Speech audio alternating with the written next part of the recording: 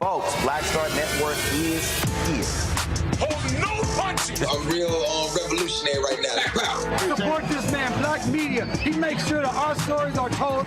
Thank you for being the voice of Black America, Roland. Stay black. I love y'all. All momentum we have now, we have to keep this going. The video looks phenomenal. See, this difference between Black Star Network and Black-owned media and something like CNN. You can't be Black-owned media and be scared. It's time to be smart. Bring your eyeballs home.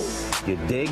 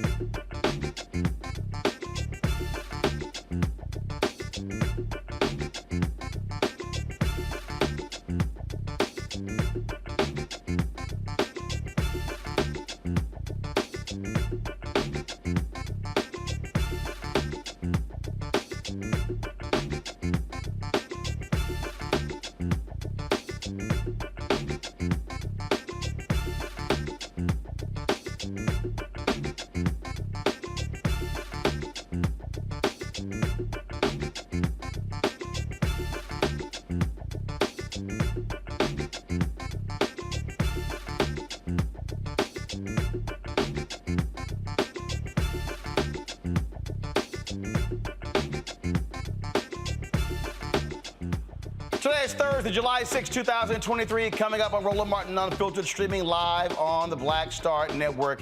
A black Alabama man gets tased to death by Mobile police officers responding to a burglary in progress. The people who made that 911 call said the cops went after the wrong man. Now Jawan Dallas' family is demanding the release of the body cam video to find out what happened. The family attorney will be here to give us the latest on this case. Also, ESPN analyst Stephen A. Smith appeared with his former ESPN colleague Will Cain on Fox News, talking about the Supreme Court's affirmative action decision.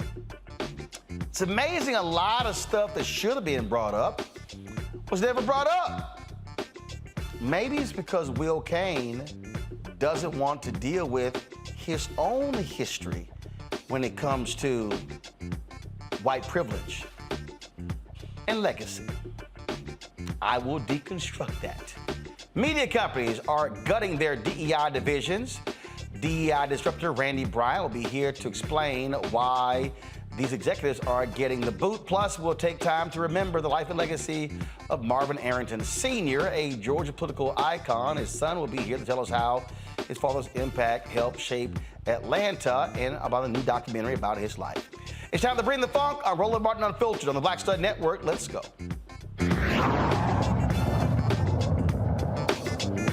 He's got it. Whatever the miss, he's on it. Whatever it is, he's got the scoop, the fact, the find. And when it breaks, he's right on time and it's rolling. Best believe he's knowing. Putting it down from sports to news to politics. With entertainment just for kicks, he's rolling. It's on go, y'all. It's Roland Martin, yeah. Rolling with Roland now. He's funk, he's fresh, he's real, the best, you know he's Roland Martin now.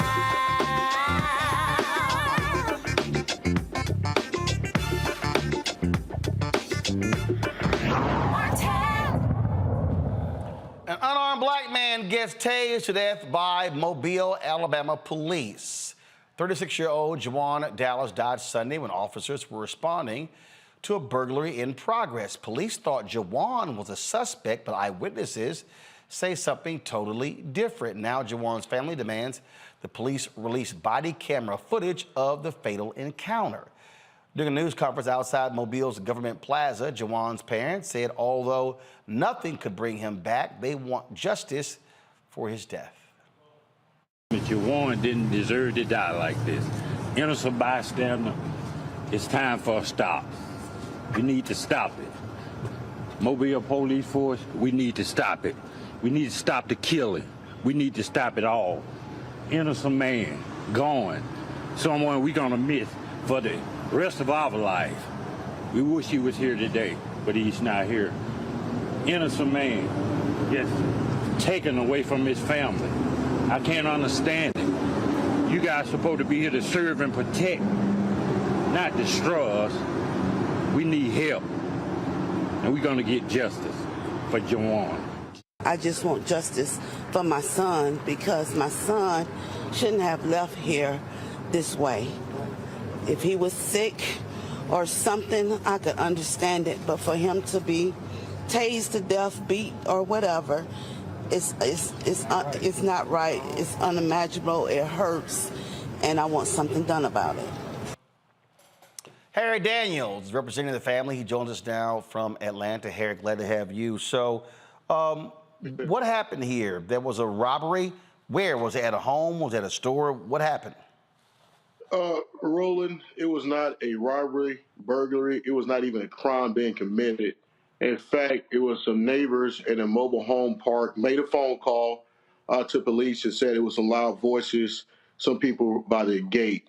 Once police responded, 3 individuals ran from an abandoned mobile home trailer in the direction where Mr. Dallas was at, approximately 200 yards away. The police, to my understanding, per eyewitnesses' statements, that they gave chase after those people. And at some point, they accosted Mr. Dallas, who was, like I said, was 200 yards away from the alleged incident of the noise complaint took place. He got out of his vehicle.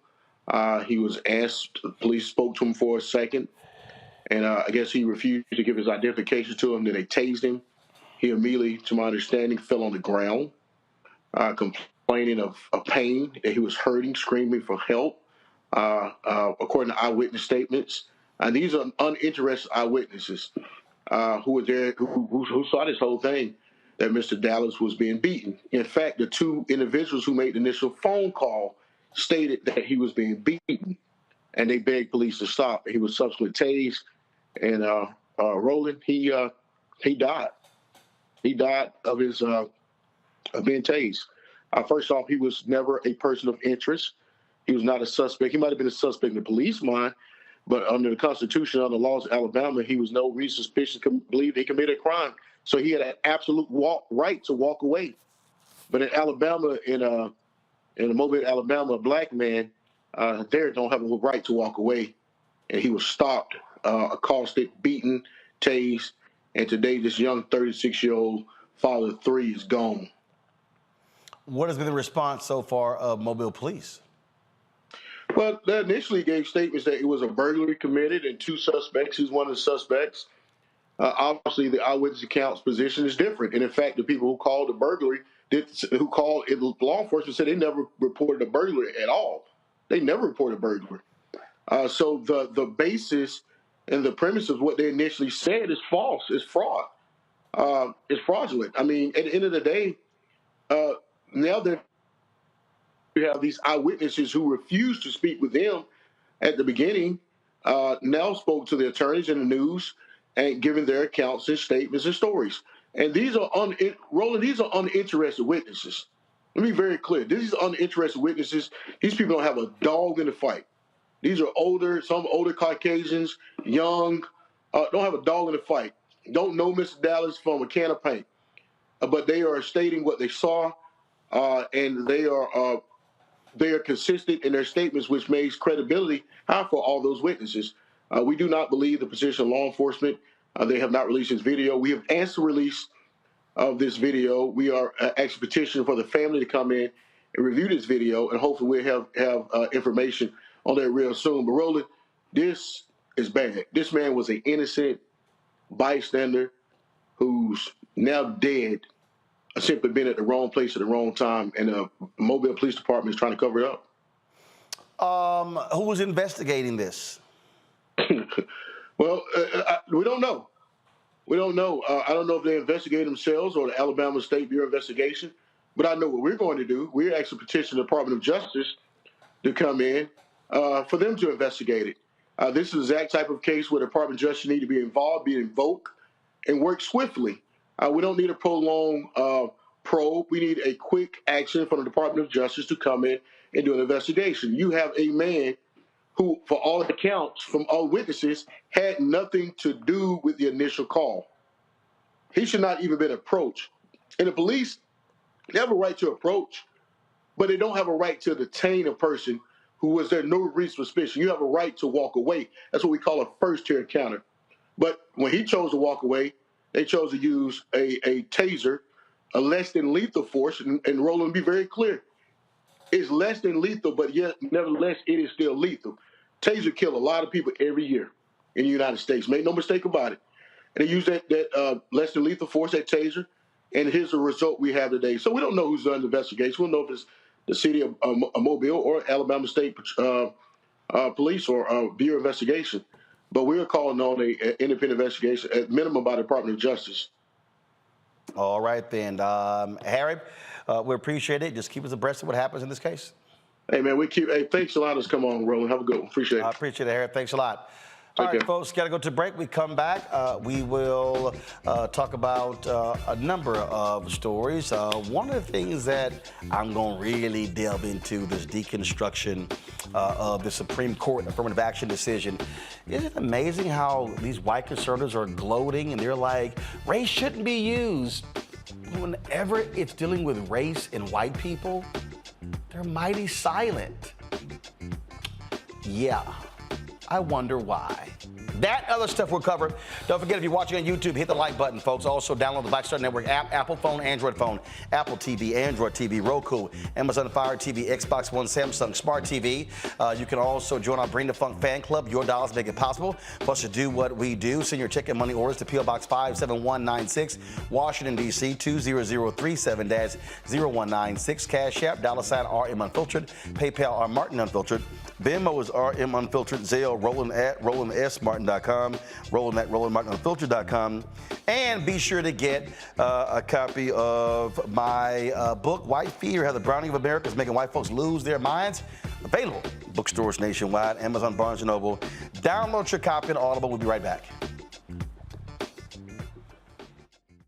Hatred on the streets, a horrific scene, a white nationalist rally that descended into deadly violence. White people are losing their damn minds.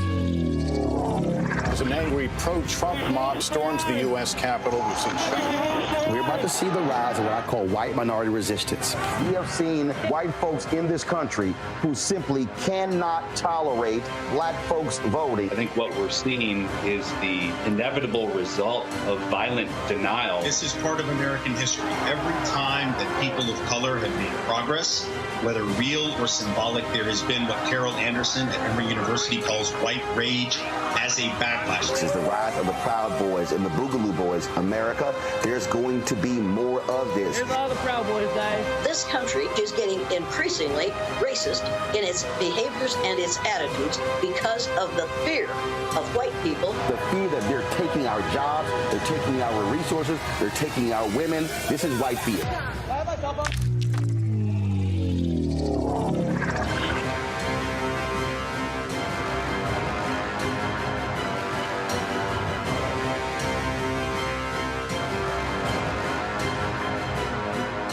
Black Star Network is here. Oh, no punch! I'm real revolutionary right now. Thank you for being the voice of Black America. All momentum we have now, we have to keep this going. The video looks phenomenal. See, there's a difference between Black Star Network and black-owned media and something like CNN. You can't be black-owned media and be scared. It's time to be smart. Bring your eyeballs home. You dig? I am Tommy Davidson. I play Oscar on Proud Family, Louder and Prouder. Right now, I'm rolling with Roland Martin, unfiltered, uncut, unplugged, and undamn believable. You hear me?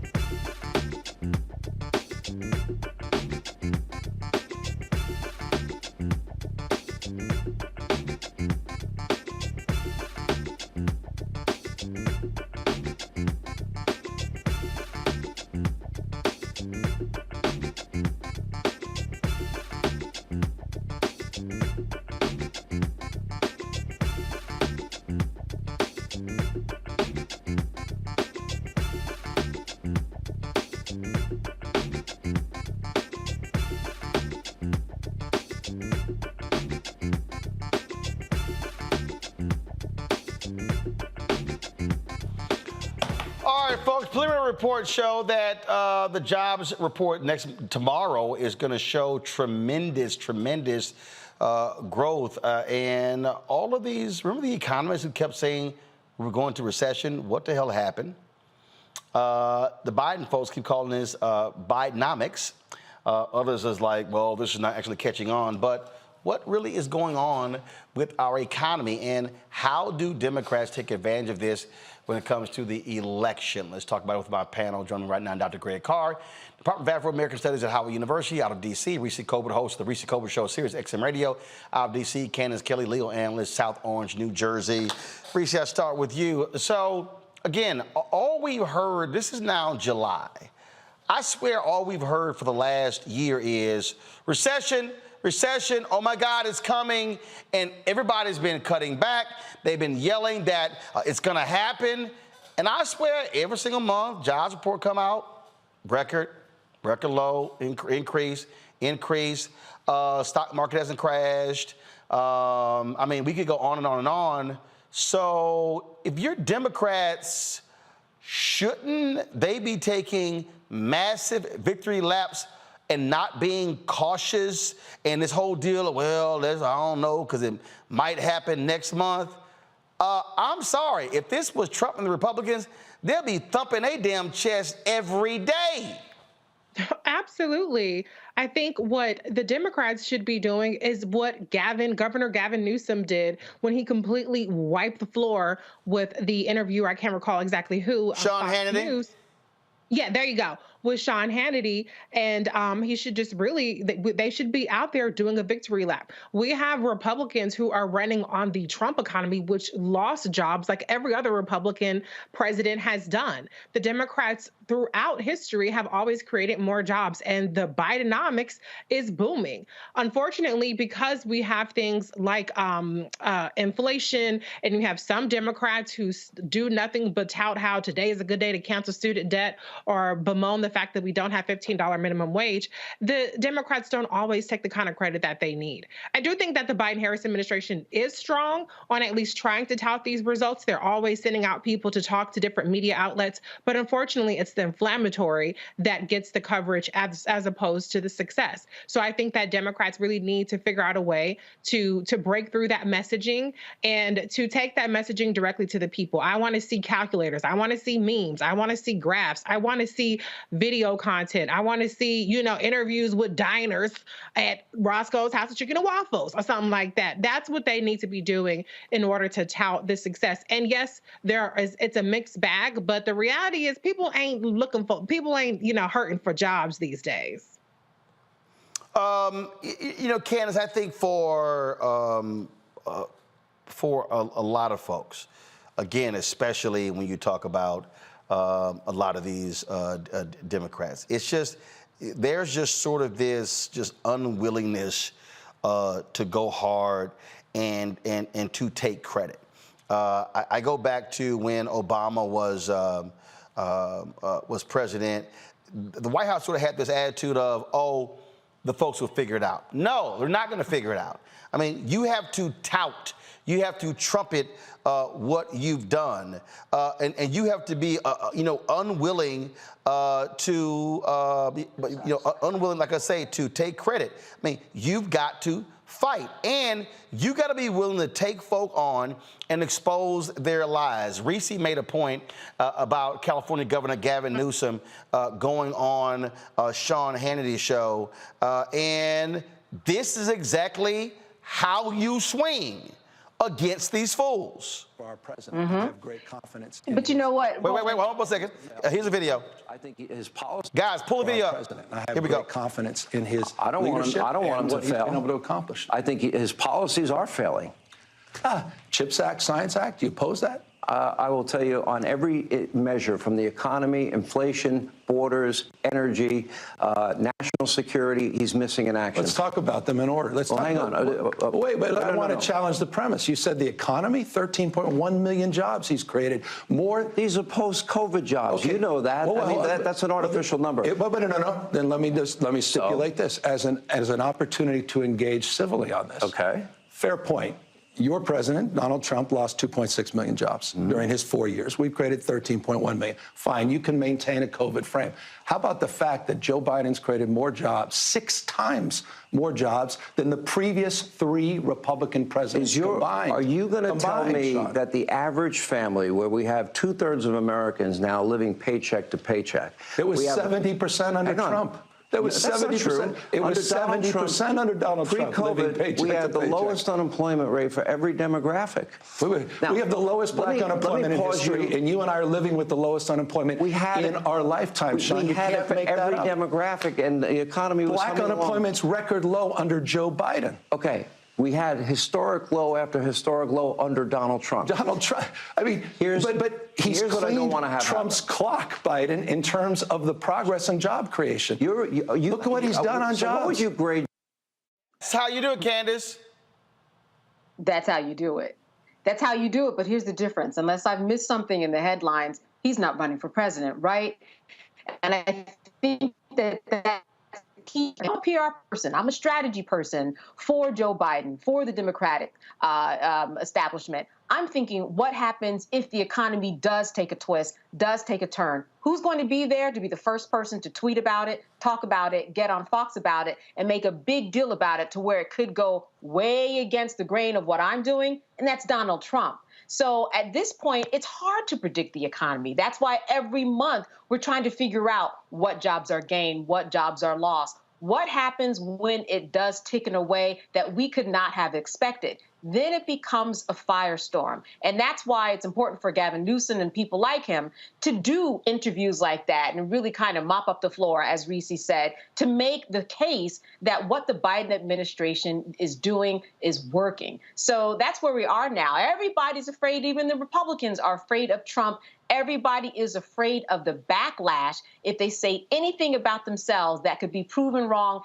at any time. The bottom line is I think that the Democrats are scared. They are, Biden has his hat in the race again. He's scared. And if I was a strategist, I might be scared too and give him that advice. But see, Greg, I wouldn't be scared because, first of all, if I'm measuring the economy, I'm not going to measure it based upon what happened yesterday, what happens tomorrow. I'm looking in its totality. Again, here's another excerpt of that back and forth with Gavin Newsom. I've always said you've got to go into the belly of the beast and be willing to fight them on their turf, and you embarrass them with their lies. Watch. Now my question is a serious one. All right. Okay, is Joe Biden up to the job of being president? And as a little reminder, take a look at your president in the monitor. And there's an awful lot of stories that are told, probably a bunch apocryphal about the former prime minister like to take baths of the, anyway. Wandering around at 3 in the morning. Yeah, Winston Churchill. By the way, I met with who are those guys that fly over shortly? You heard of them, haven't you? And the cheer for we cheer for Muslim athletes like Kareem Abdul Jabbar. I know him, and I did mispronounce his name. So I'm trying to think. Where was the last place I was? It's hard to keep track. Yeah, you're right, Ireland. That's where it was. EIGH%. He said, you're too much like that guy who led the revolution. Instead of the guy who was the prime minister. He said, you got to be less like the military guy. They shot him. Well, God bless you all. Let's go lick the world. Let's get it done. And then you got Joe Biden who's having a hard time standing up. Take a look at that one. Standing up. Take a look at that one.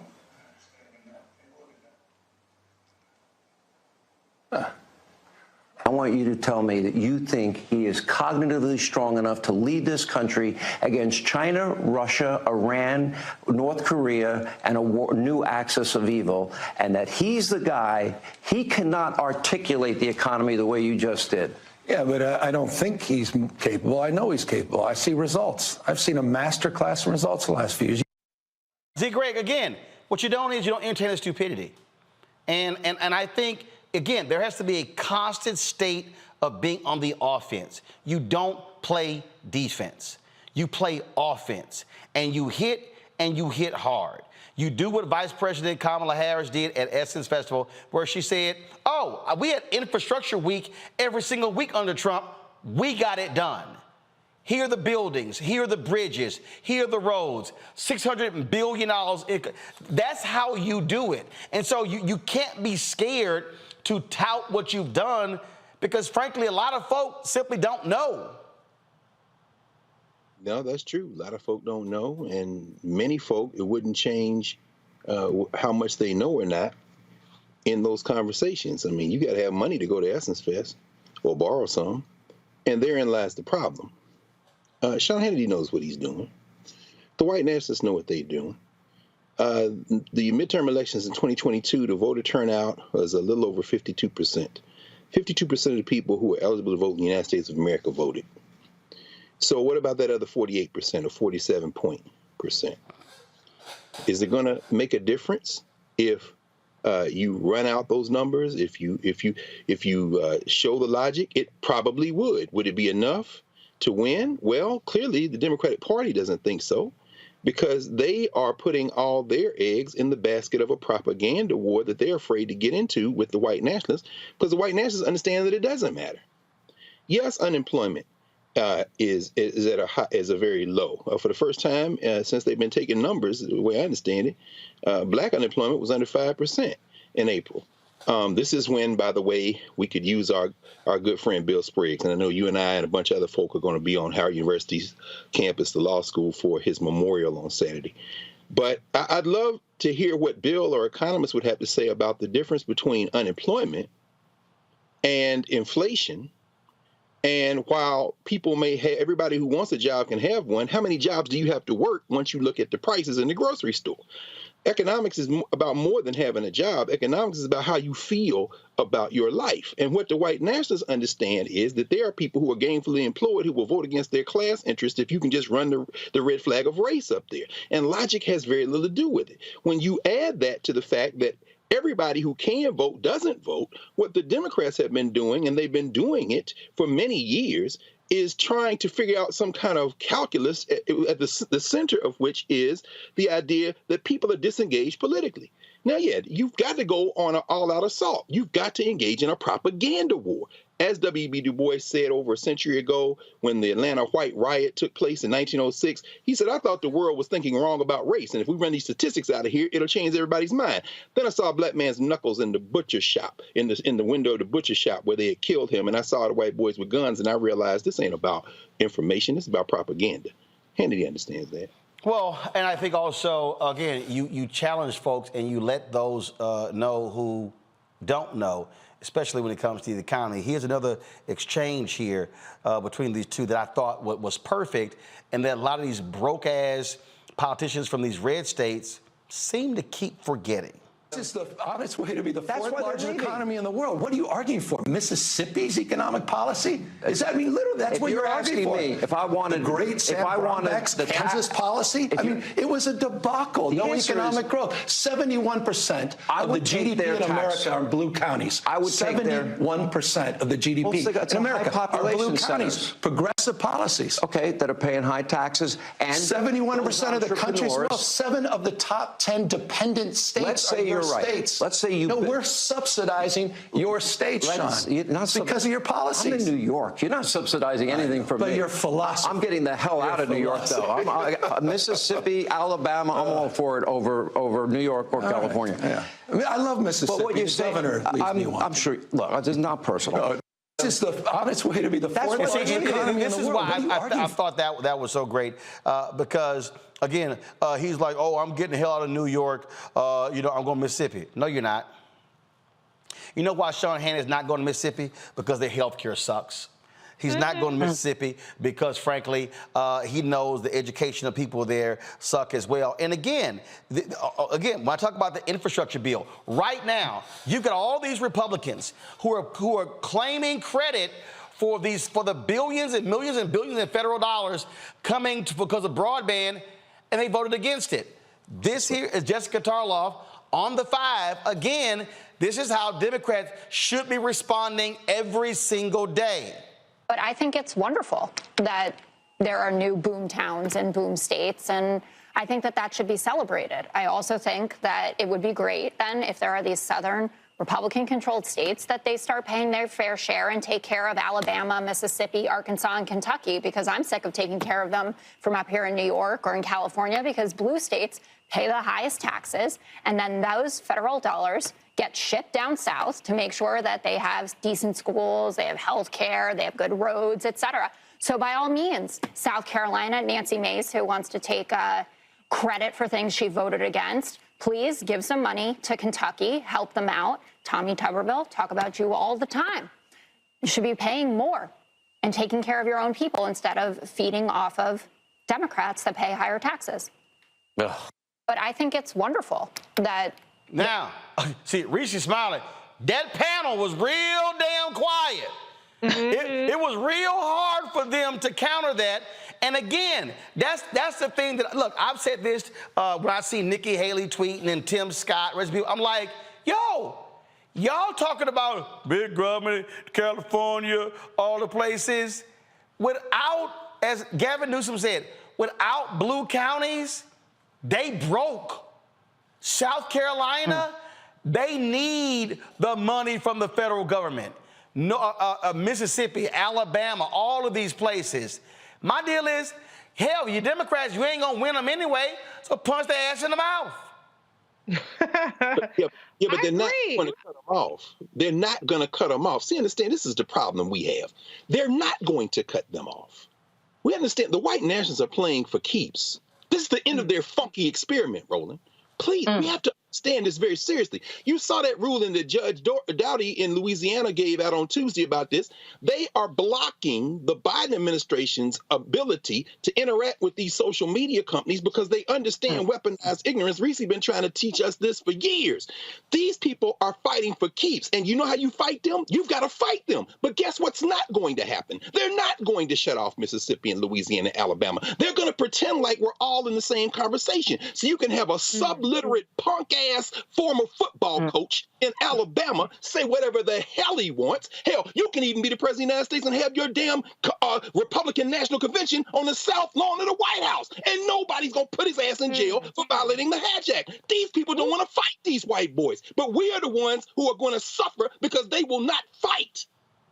And that's why, Reese, I've said when Obama was there, Affordable Care Act, go to the brokest, whitest, reddest state and say, I passed this law because you're the brokest, you're the sickest, you're red, and now you go ask your senator why he voted against it. Biden should be sending Kamala Harris all around the country to all, she should be doing a tour of Alabama saying, hey, why did your senator vote against the broadband money he's now taking credit for?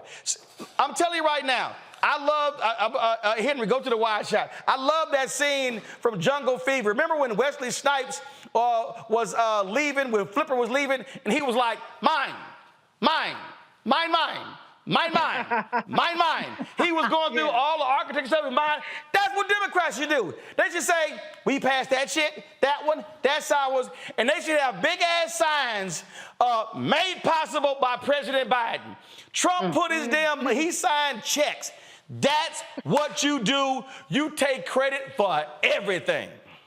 Absolutely. If you don't take credit for it, the other side's going to act like it never happened. And the mainstream media is not interested in reporting results. They're interested in perpetuating narratives that keep people engaged. Even that, though, is failing. Look at CNN flailing. Look at numbers down across the board, including for Fox News.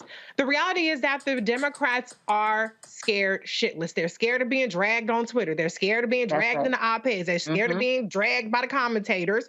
You're going to get dragged anyway. I think to Candace's point, they are scared about what if the numbers turn.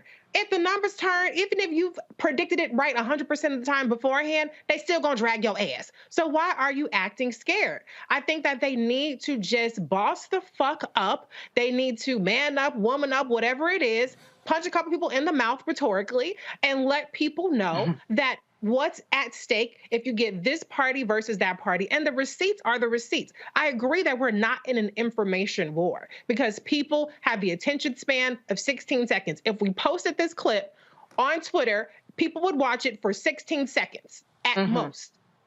Some of them 6 seconds. So we're not in a way that we can win the information war. But cumulatively, I strongly believe this, and this is what my work is rooted in, and I believe what your work and all our work is rooted in, is that cumulatively, you can connect the dots for enough people to at least win on the margin. See, we don't have to get everybody. We never are going to get everybody. Republicans know that they aren't going to get everybody, and so they have, like, with laser-like precision, tried to knock off the margins, knock off a couple of college students, knock off a couple of elderly people, knock off a couple of black people, gerrymander here, do this, that, and the other, and they can get over the finish line. That's what we need to understand. We're not going to get everybody. Every message is not going to resonate with everybody. Everybody is not going to read a fucking fact sheet, a PDF that's 100 pages. Everybody don't need 100 talking points. But if you reach enough people cumulatively, consistently, relentlessly, with enough force, you can make the difference. The problem is the Democrats want to be on this fake ass high horse,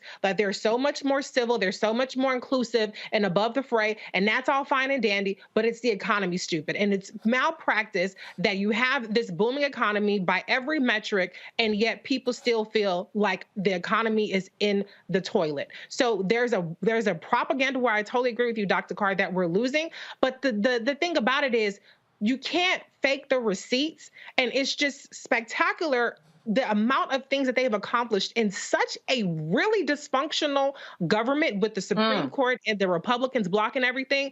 I would be singing my own praises. I would be tooting my horn every damn chance I get. And the one last thing I want to say is to Candace's point about Gavin isn't running. We used to have a party where you didn't have to run for president to get your ass on TV and talk about how good the Democrats are doing. The Republicans don't need to be running for president. All the people that are running for president still tout the Trump economy. And so what we need to stop doing is we need to get out of this, well, it's going to be my turn in a couple of years, so I don't want to amplify President Biden. I don't want to amplify Kamala Harris. I want to just make sure that everything else is minimized so that I can take credit and come in and be the savior for 8 years. We got to deal with the election that's coming up next year. It's Biden and it's Harris. And so everybody get information and get your ass on Sean Hannity, on Joy Reid, on Roland Martin Unfiltered, on shit on my show. Hello, and let's get the message out to the people and connect these dots. And let me be real clear. Former First Lady Michelle Obama said, when they go low, we go high. Damn that. When they go low, punch their ass in the knees. And when they get you in the shin, punch their ass in the ankles. No Damn question. that. I ain't with all that. No, we gonna go high. No. I'm gonna bust your ass straight like I'm about to do next after this break. Well, I'm gonna bust Will Kane's ass for that embarrassing segment he did with Stephen A. on Fox News last night. That's next on Roland Martin Unfiltered. Y'all might want to buckle up on the Black Star Network. My early days on the road, I learned, well, first of all, as a musician, I studied not only piano, but I was also drummer and percussion. I was all city percussion as well. So I was one of the best in the city on percussion. There you go. Also studied trumpet, cello, violin, and bass, and any other instrument I could get my hand on. And with that study, I learned again what was for me. I learned what it meant to do what the instruments in the orchestra meant to each other in the relationships. Right. So that prepared me to be a leader. That prepared me to lead orchestras and to conduct orchestras. That prepared me to know to be a leader of men, they have to respect you and know that you know the music. You have to be the teacher of the music. You have to know the music better than anybody. There you go. Right, so you can't walk in unprepared.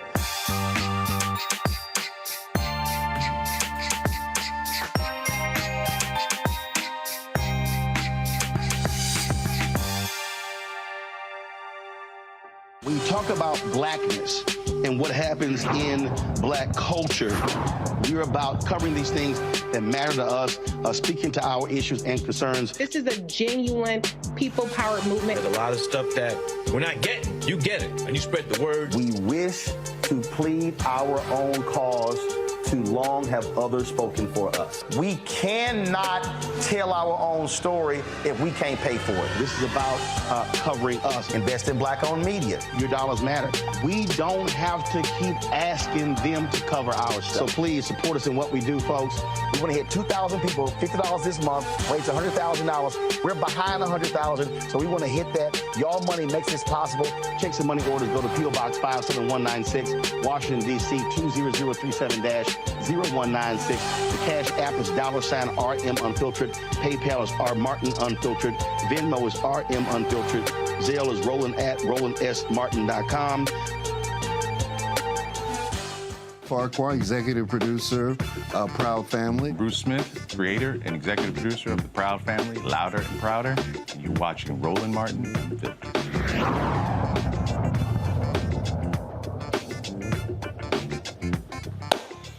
All right, folks. So in the wake of the Supreme Court's decision preventing race from being used in college admissions, oh my goodness, these white conservatives are just loving this. They're beside themselves, and I love it when they talk about merit. It shouldn't be about race. It's about merit. See, whenever it involves black people or Latinos or Native Americans, in some case Asians, they always go, look, this cannot be about race. Yet, whenever it involves folks who are white, they are stunningly silent when it involves them. It's sort of like, and I say it all the time, you'll see a story and they'll say, the president meets with a group of black pastors. But when it's a group of white pastors, they don't say nothing. They just call them pastors. And so it's always curious when that happens. And I sort of crack up when they do that. And so I've been watching all these takes in the past week since the Supreme Court rendered their decision. And one that caught my eye was last night. On Fox News, Will Cain, formerly of ESPN, had on his former colleague, Stephen A. Smith. They were on the show together, and because Stephen A. had discussed this on his radio show. So I just got a kick out of this almost 8.5-minute interview, not because of what was said, because of what wasn't said. Press play. Host of the Stephen A. Smith Show and First Take on ESPN joins us now. Stephen A., great to see you, man. What's going on, buddy? How you doing, man? You want me to just go right at that clip? Is that how we should do this? Should we just start right there? Feel free. Okay. There's no such thing. Let's go. I'm here. I know you are. The problem is, Stephen A., in truth, when it comes to justice, there is no such thing as black America and white America. There are only individuals. Okay. And so when you assign See, already that boy starting off lying. He already starting off lying. Will, you lying. See, I love the utopia when they say, no, there are no. See, that sort of sounds like the Obama speech. There are no black Americas. There are no red Americas, no blue Americas. There's just the United States of America. That shit sounds cute. It sounds cute and wonderful. It's sort of like the people when they respond to King's I Have a Dream speech. They always like, oh, it's the content of character, and oh, why can't our little boys, little girls hold hands? But they are silent when it comes to redlining. They're silent when it comes to discrimination. They're silent when it comes to home values in census tracts, largely black. They're silent when you talk about the health disparities between whites and blacks. They're silent about all of those things, but no, they're just a collection of individuals. That has always been a lie in this country. Press play. Ability to individuals of the past, to individuals of today, there's simply nothing to hold anyone accountable for. Why do I pay the price for the sins of the past and you reap the benefits in the case of the affirmative action? Why do I pay the price for the sins of the past, and you reap the benefits. I want y'all to remember those words. I want you to remember those words. Press play. You had affirmative action, but you as a black man would reap the benefits of affirmative action for the sins committed on someone of the past. We are only, in the end, Stephen A., individuals. Well, first of all, I get where you're coming from, and I can understand how you would look at it that way. You have to respect the fact that I have a different cultural background, a different experience than you, and I might feel a bit differently about it. What I would tell you is this.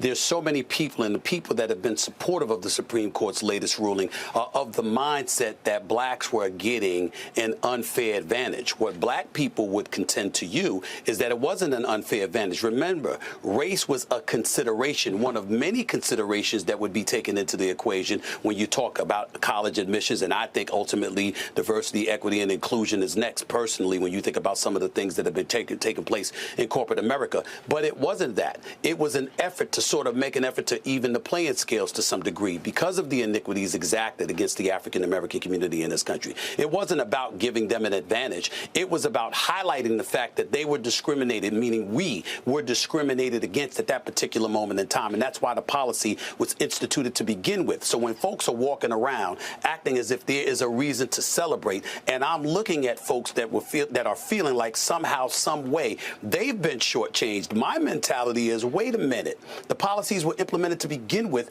because the African-American community was being shortchanged, and they were being denied the same privileges or the same opportunities that were accorded to white folks in America. What I would say to that is you do not solve past discrimination by present or future discrimination, and there was certainly injustices under the banner of affirmative action inflicted upon individuals, whether or not they be white or Asian American. Stop right there. Really?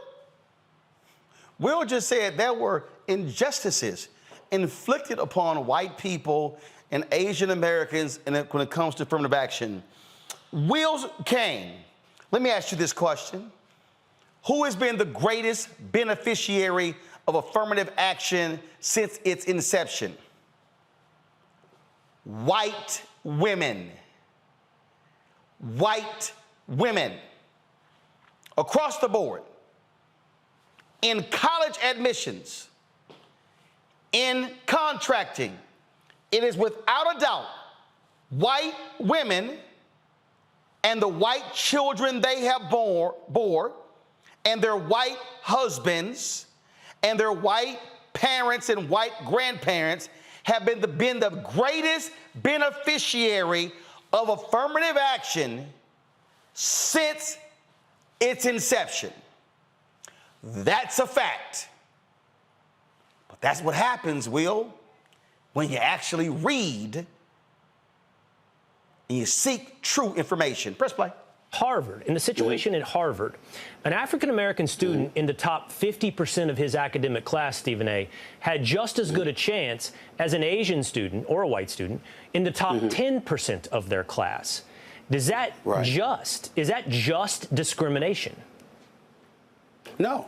And by the way, if you know, and I'm sure you did listen to my podcast, and I appreciate you doing so. If you recall, I did not say, you know what? I did not say that it wasn't discrimination. I acknowledged the fact you didn't hear me speak against, you know, anyone from the Asian community that had brought that case to the justices. I understood where they were coming from. My argument was against folks in white America that was saying, even the, you know, presidential candidate Donald Trump talking about now we get back to a merit, you know, a society based on merit, ignoring what brought affirmative action policies into play to begin with. We have people in white America acting as if they don't know how it came about. Okay. So if somebody from the Asian community or the Latino community, they had an issue and they felt that they were denied an opportunity, that's a different argument than white America coming up and saying, we don't feel that we've been treated fairly in all of this. When the unfairness was exacted by white folks in America. Well, that's where you and I go full circle and get a little bit stuck in the mud, because I will refer to talking about individuals. Individuals, whether or not they be white or Asian, can be the victims of injustice and discrimination. But I do want to ask you a sincere question. In the 1970s, when the program of affirmative action was implemented, Stephen A., at that time, the Supreme Court of the United States said there would be a day when it would no longer be required. When they re-upped it in 2003, they anticipated another 25 years of affirmative action. Well, we came just short of that. It's been 21 years since that decision was made at the Supreme Court. The question is, even if you're making up for past sins, Stephen A., when does it come to an end? When? Hell, Will, that ain't hard.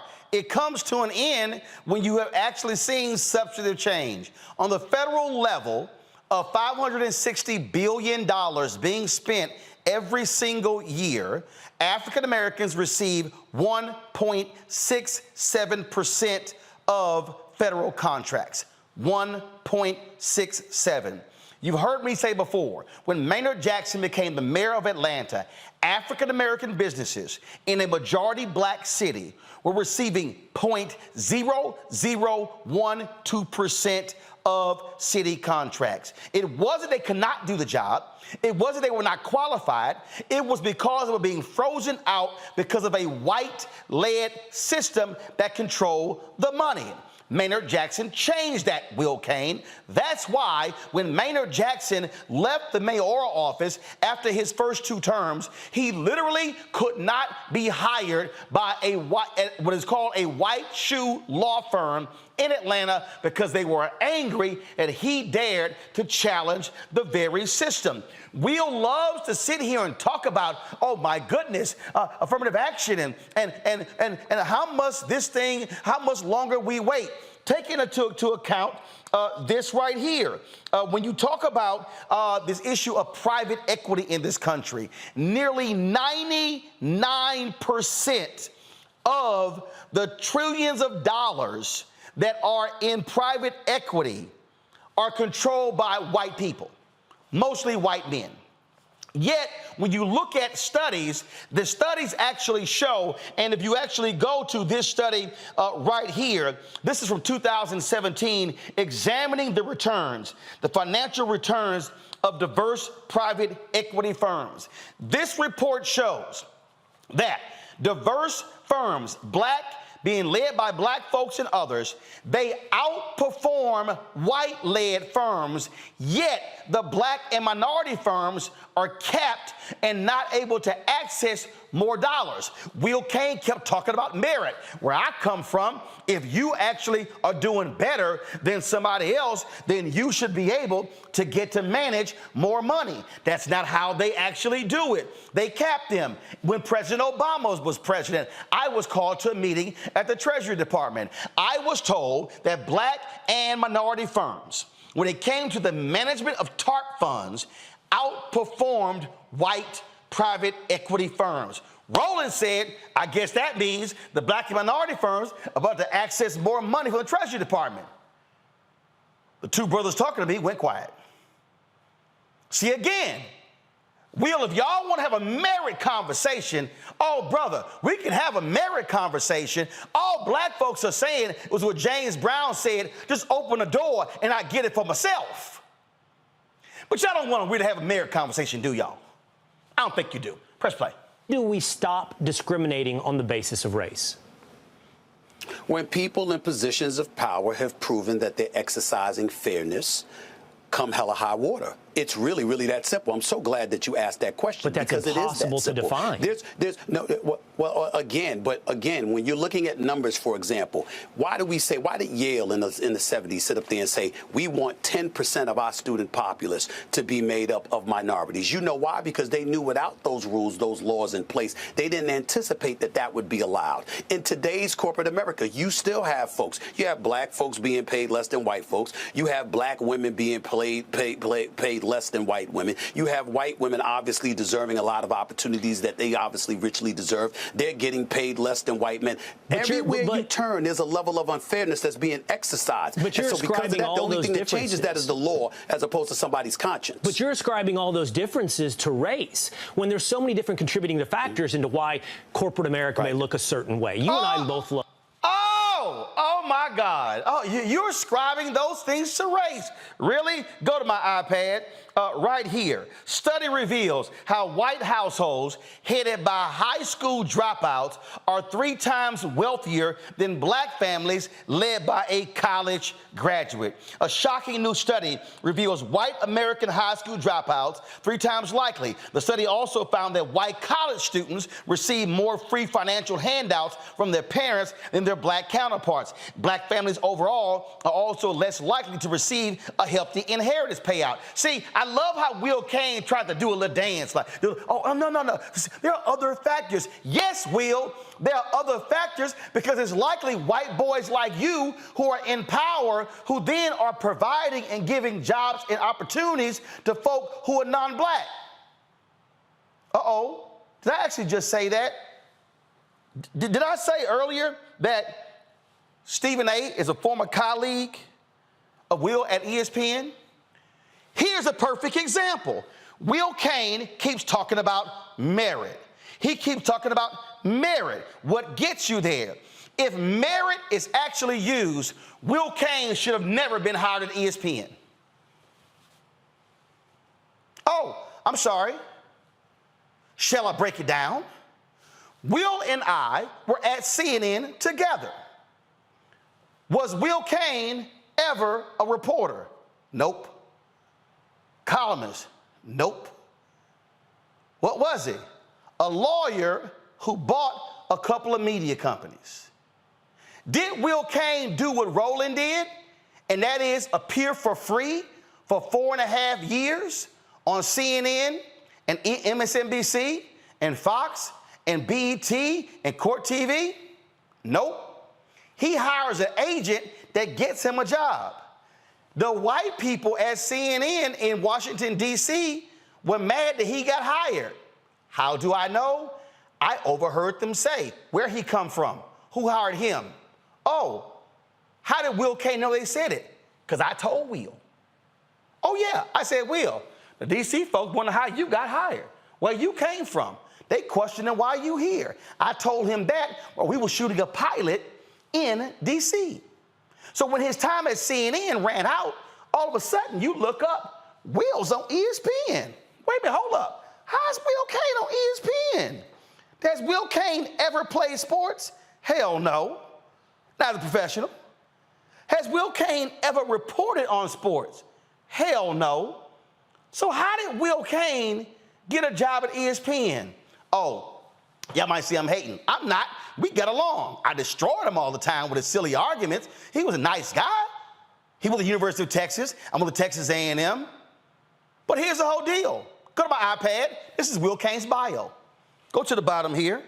It says, Cain has served as a contributor for the National Review, guest hosted ABC's The View and MSNBC's Way Too Early. He has appeared on Fox News, MSNBC Morning Joe, HBO's Real Time with Bill Maher. He's a licensed attorney in Texas, resides in New York City. It says right here, before entering television, Cain financed, bought, and sold 2 digital and print media companies, and explains what that is. Nowhere in here does it say Will Cain has any sports experience whatsoever. So how did Will Cain be hired at the worldwide leader in sports?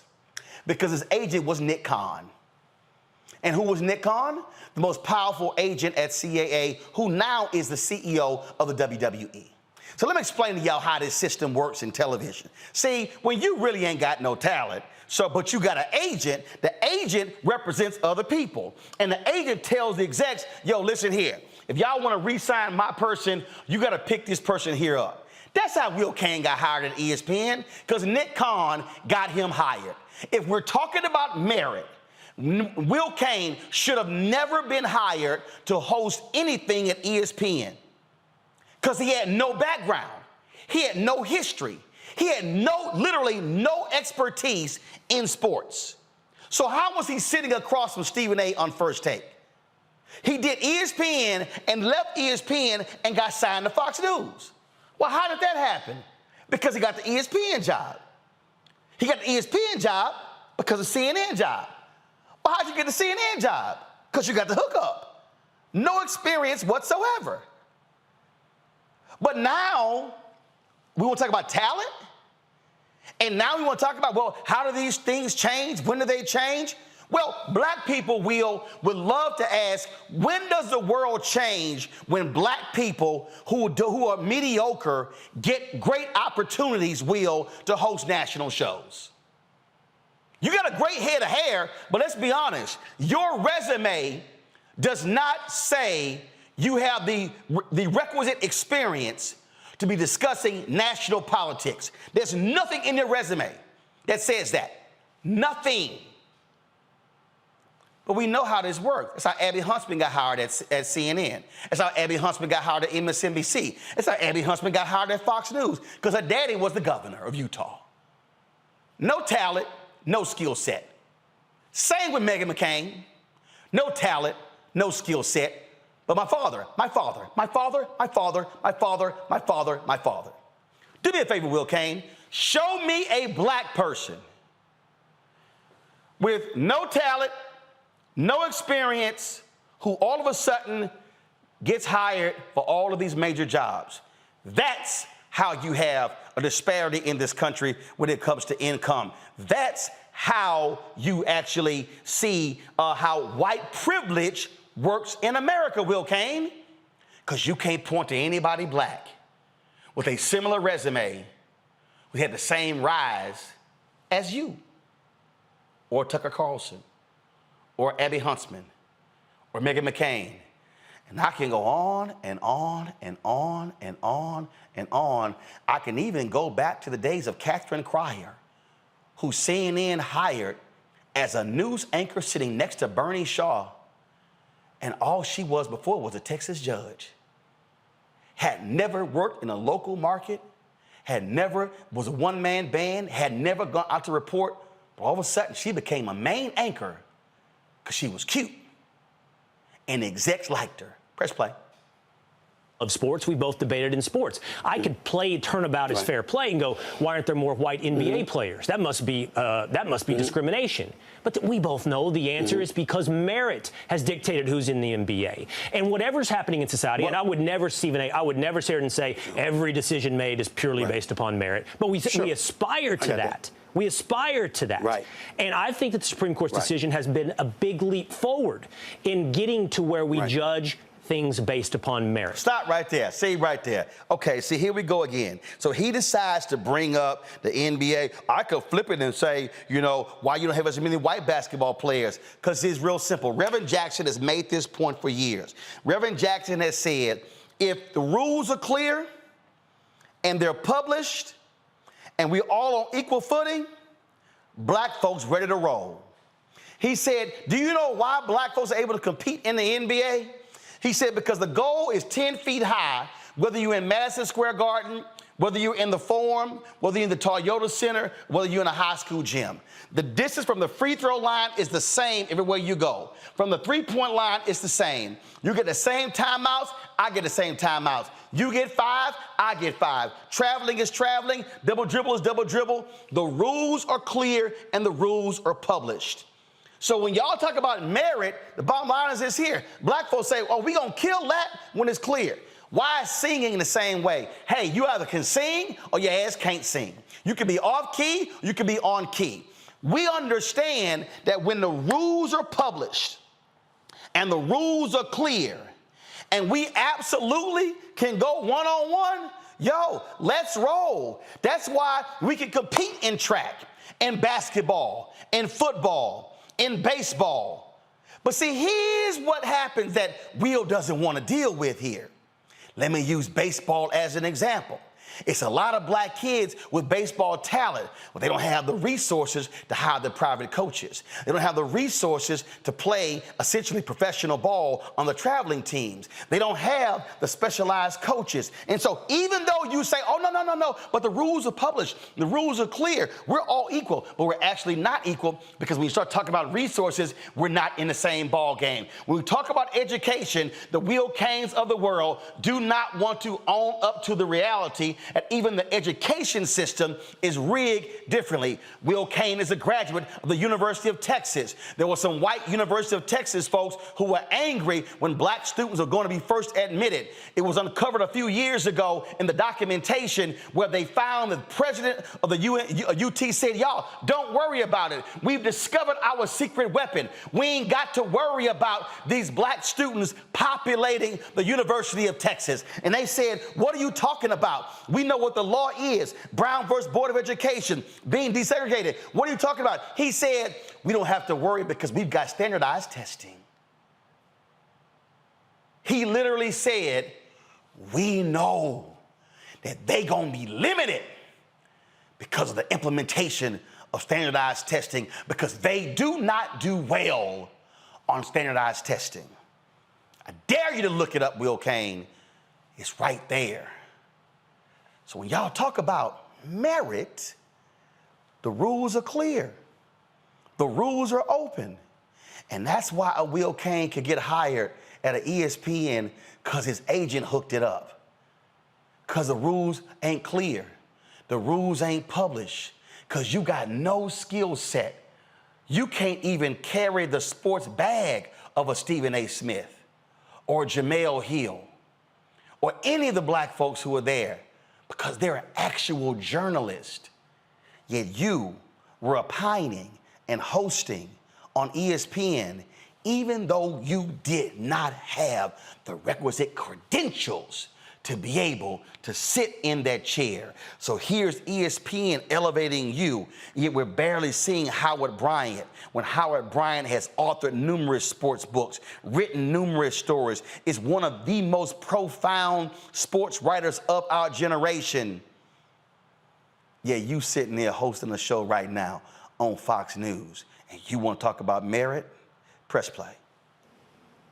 Well, you would say that, and I would say to you that the power structure in the United States of America is still predominantly white. And so as a result, what white America is asking you to do is ultimately to trust that your heart is going to be in the right place. And there are a plethora of people throughout minority communities in this country who would challenge that and would say, no, we don't necessarily believe that to be the case, which is why we need the laws to help us. When you bring up sports, and you and I have argued back and forth as friends and brothers, talking about the world of sports and some of the iniquities that have taken place, you can bring up the NBA, for example. I can point to something called the meritocracy because I see their performance on the court just as much as you do. There isn't some curtain, there isn't some proverbial glass ceiling. Yeah. We're literally witnessing it. But when we look at the NFL, for example, the Rooney Rule was still in existence. This is the #1 professional sports league in this country. Why is the Rooney Rule still in existence? Because we've seen one opportunity after another where capable, qualified black individuals were bypassed because of the system that was in place, primarily run by white individuals who asked us to trust them, but then proved they weren't worthy of the trust that they requested. Yeah. And so those are the kind of challenges we have to deal with as a country, and there's just no way around that. The only way we can make it better is people like yourself and myself talking about it honestly and openly. I agree. And I will say that I think that the mistake that we often make, and where you and I find our debate, is whether or not we ascribe all those differences to the big factor being race. Listen, next time we're together, I want to have a See, I'm done. So here's where we get to the whole meat of this whole deal. He sat here, and you know he didn't want to address the Rooney Rule. See, because Will Cain didn't want to have to address, wait a minute, hold up. If black folks are so successful on the field, why did not opportunities off the field? See, they don't want to deal with that. So you notice how he got real quiet. Because, see, they don't want to have to confront that.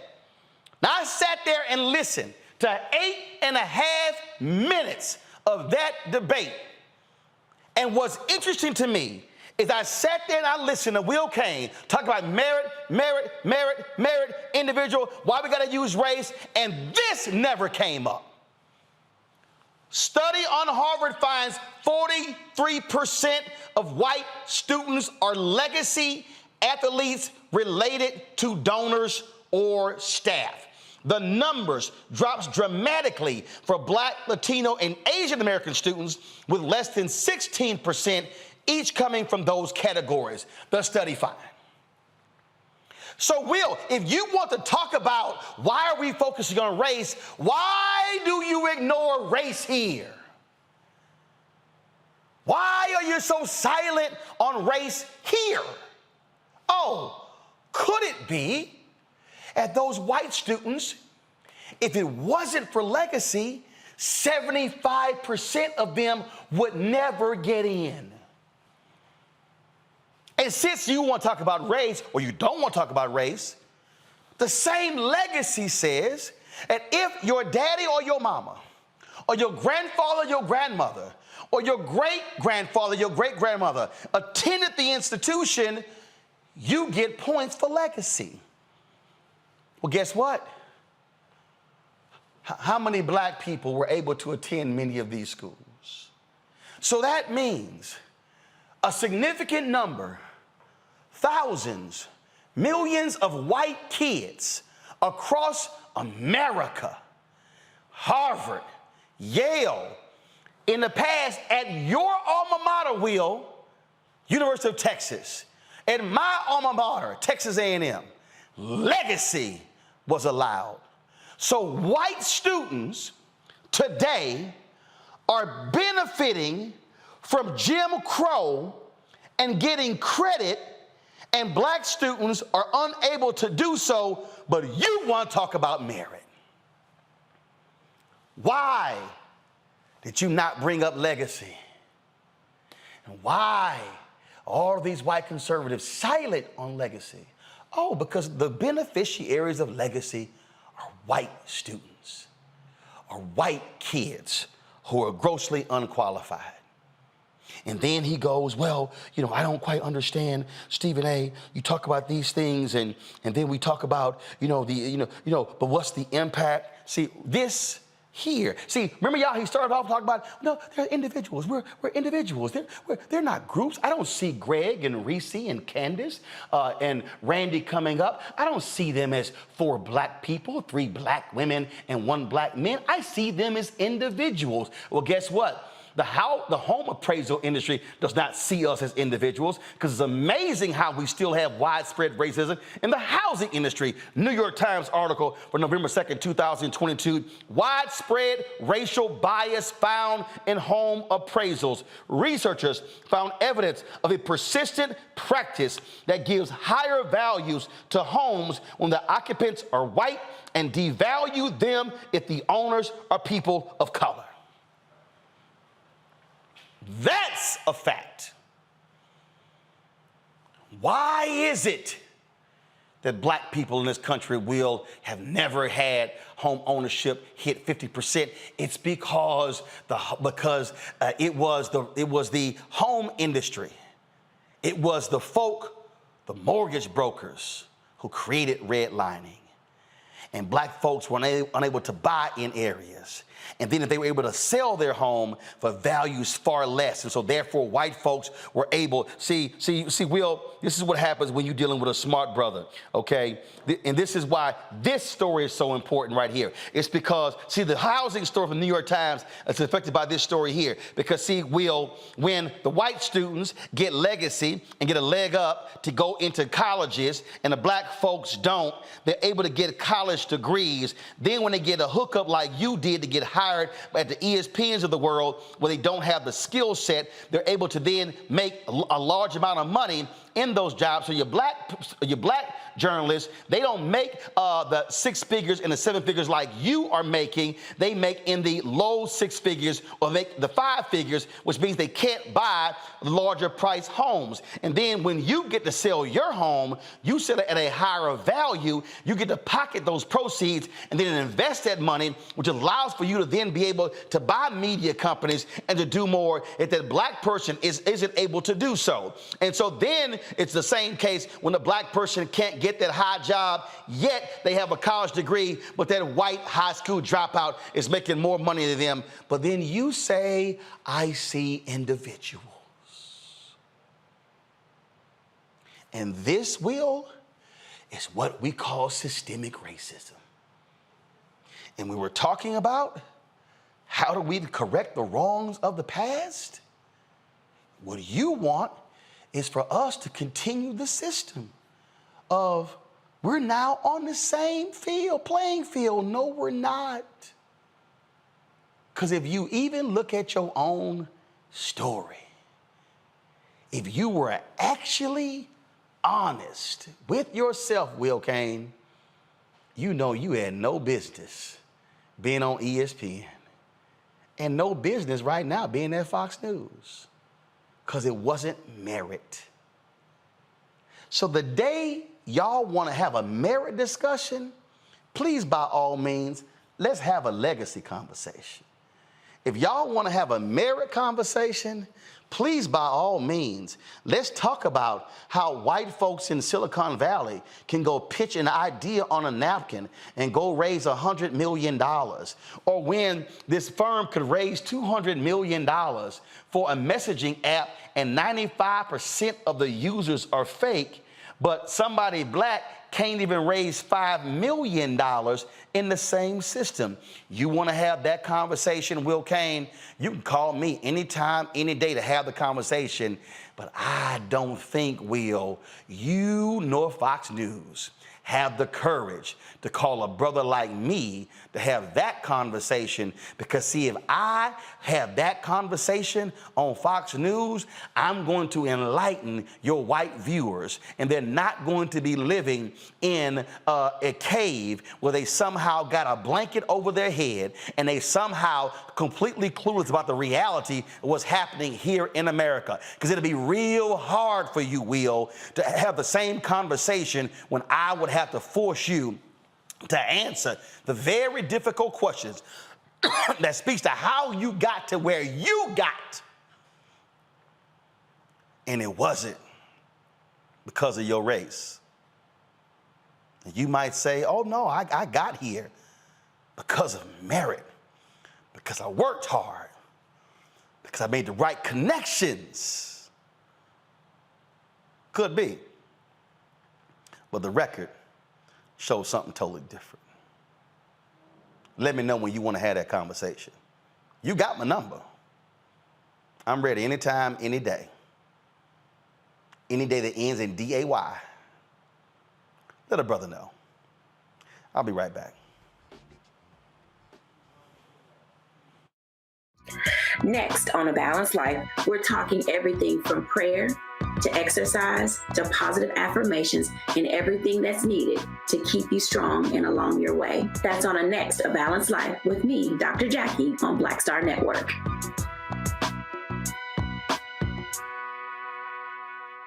On the next Get Wealthy, did you know that the majority of households headed by African American women don't own a single share of stock? No wonder the wealth gap continues to widen. Next on Get Wealthy, you're going to hear from a woman who decided to change that. Have been blessed with good positions, good pay. But it wasn't until probably in the last couple of years that I really invested in myself to get knowledge about what I should be doing with that money and how to productively use it. Right here on Get Wealthy on Black Star Network.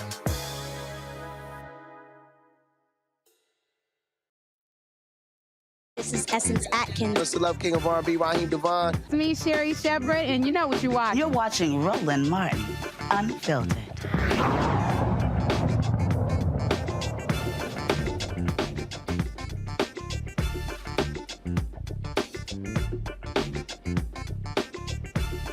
All right, I want to bring my panel in here. They've listened to that whole segment, listened to all the stuff I had to say. Greg, I want to start with you.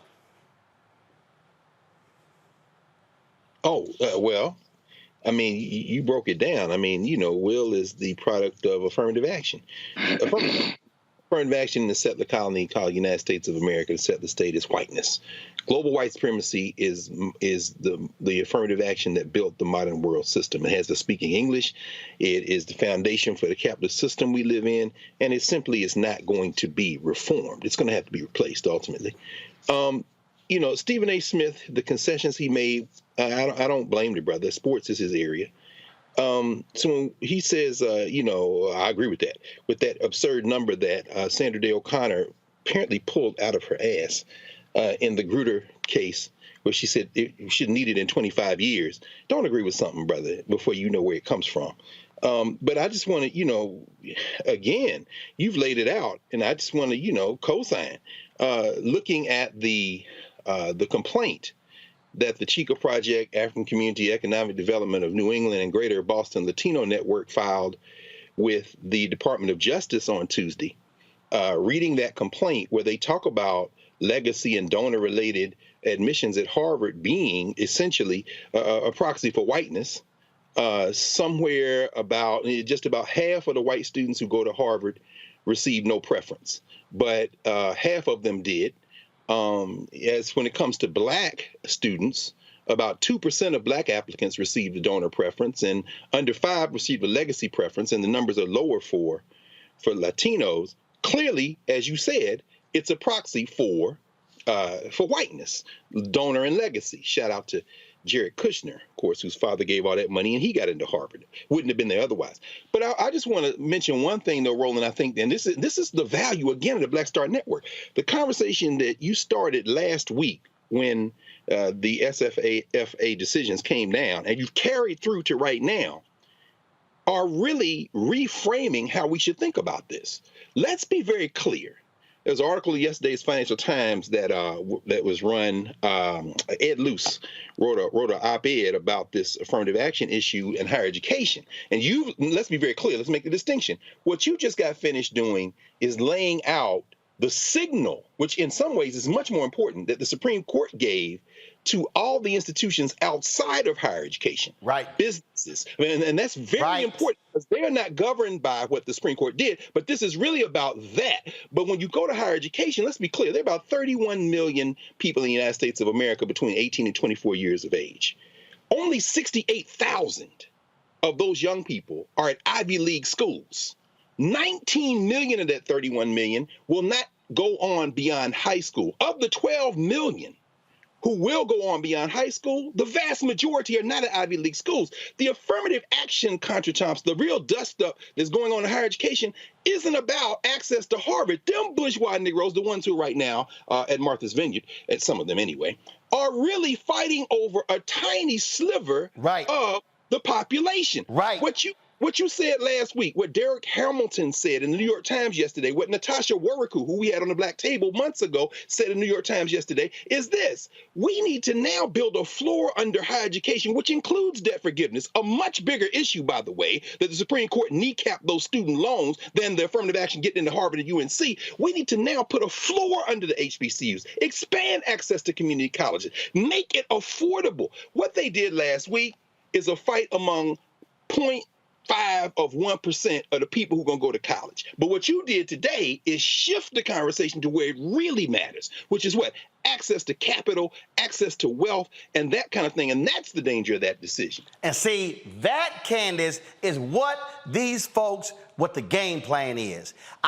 Why did I write my book, White Fear? How the browning of America is making white folks lose their minds. I said in the book, Candace, I ain't just talking about white conservatives. I'm talking about white liberals, too. We're going to discuss that next with Randi Bryant on these DEI positions, how all of a sudden they're being cut and black women are leaving positions in Hollywood because you got white liberals who, let's be honest, they don't mind us being in some jobs, but then it's like, well, hold up, you in the C-suite? Hold, what's going on? See, that's what's going on here. And so the next battlefront is going to be DEI and the diversity and stuff that's happening in corporate America. Trust me, it's coming. You already see in Wisconsin, they're not trying to go after the minority scholarships because they don't want to contend with the reality. I laid out how black and minority firms are frozen out of private equity. Yeah, we give y'all a sliver. Yeah, y'all did great with that small amount, but you ain't getting the big amount of money. That's why a black private equity firm is suing BlackRock in New Jersey for freezing them out of the private equity dollars. That's why these things are happening. Everybody need to understand this Supreme Court decision is about the money.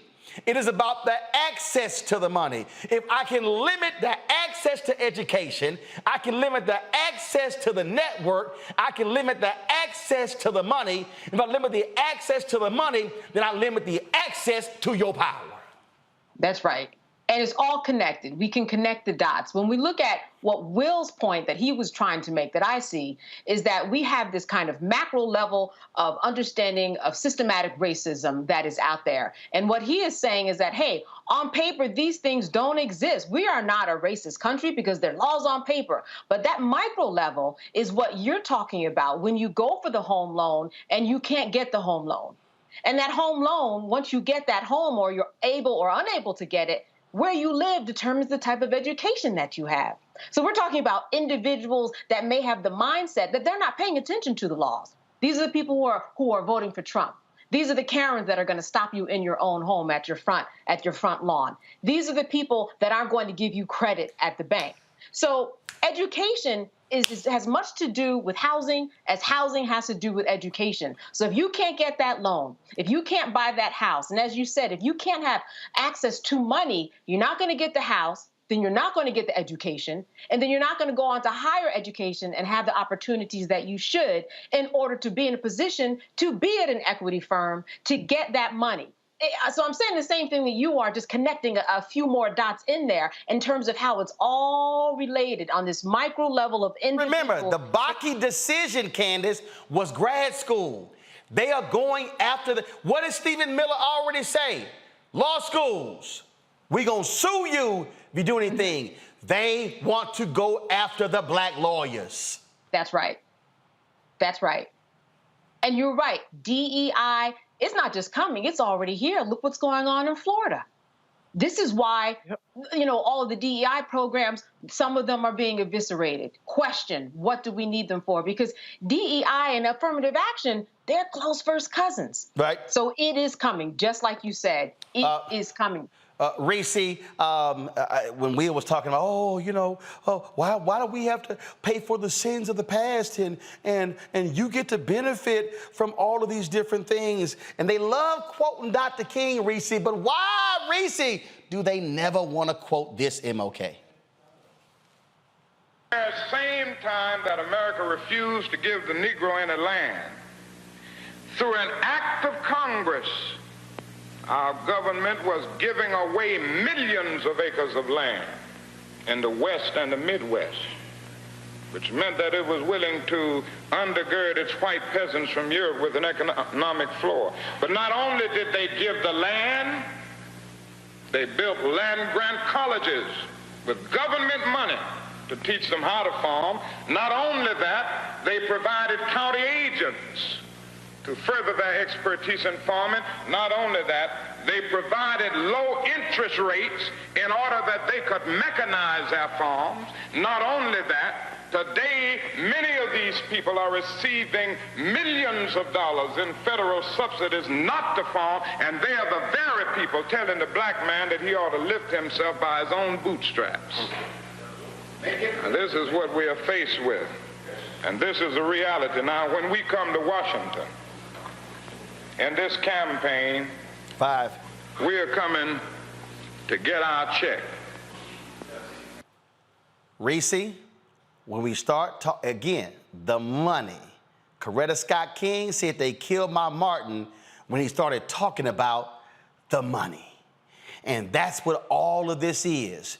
Senate Congressman David Scott, who became, when Democrats controlled the House, became the chair of the House Agriculture Committee. He told me the story.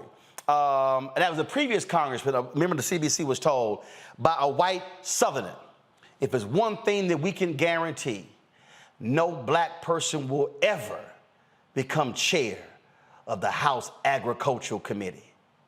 I know somebody watching at home trying to say, well, I don't understand. What's the deal? It's because the Agricultural Department, Reese, has the second largest budget in the government behind the Pentagon. The Agriculture Department has its own bank that funds billions of projects across this country. They understand. That's why when it comes, that's why Congresswoman Marsha Fudge, she wanted to be the Agricultural Secretary, not the HUD Secretary, because she understood where the power was. You wasn't going to have two black folks running the two largest federal agencies, the defense and agriculture. And so she settled for HUD. But there's a reason she wanted agriculture, because that's where the money is. Right. I mean, it all boils down to the money. And it's not a matter of them not wanting us to even make gains. They don't want us to have shit. Because I'm trying to figure out where my Black woman benefit card is. Last I checked, as a Black woman, we are collectively make 58 cents on the dollar of a white man. 3 times more likely to die in childbirth. I can keep going on down the damn list of all the fucked up shit that the lot that we're handed to us as Black people. We talked about home ownership appraisal bias. That is something I have to give credit to Secretary Fudge and Vice President Kamala Harris, who trying to champion that appraisal bias. But the reality is that these folks don't want us to have a goddamn thing. They don't want us to be educated. They don't want us to have housing. And this affirmative action is one of the opening salvos. They are going after fair lending. They're going after every kind of civil rights under the sun. They want to ultimately get rid of the Civil Rights Act. I mean, we've had on the show, Roland, you brought a second person on there, but I remember interviewing the one guy from whatever the Black little project the Republicans have, the conservative group. Project 21. There you go. Their platform was to eradicate all civil rights. So this is what's right around the corner. And to Candace's point, they've already gotten rid of D&I in public institutions in Florida and in Texas. The Republicans are doing exactly what they said they're going to do. But to your point, Roland, you do have to watch out for these white liberals too. And I've been saying that for years, that there's a white supremacy problem on the left as well. The reality is the next steps for us isn't establishing a floor in what is already out there. The next steps for us is self-reliance. We have to get to a point to where the money people, capitalism is not going to save us. I'm not saying Jay-Z and Beyonce are going to save us, Oprah's going to save us, but we have to get to a point where the people who have the money can invest that money and validate and put infrastructure in our communities, in our education, and not just the what's her name, the Bezos ex-wife, her Mackenzie Scott, one of the most influential women in the world now because she threw some dollars around from her ex-husband. We got to start investing because the floor is already gone as far as I'm concerned. So the more that we can start investing in our own institutions and our own organizations and our own infrastructure, the better we're going to be insulated from all of the things that are coming down the pipeline.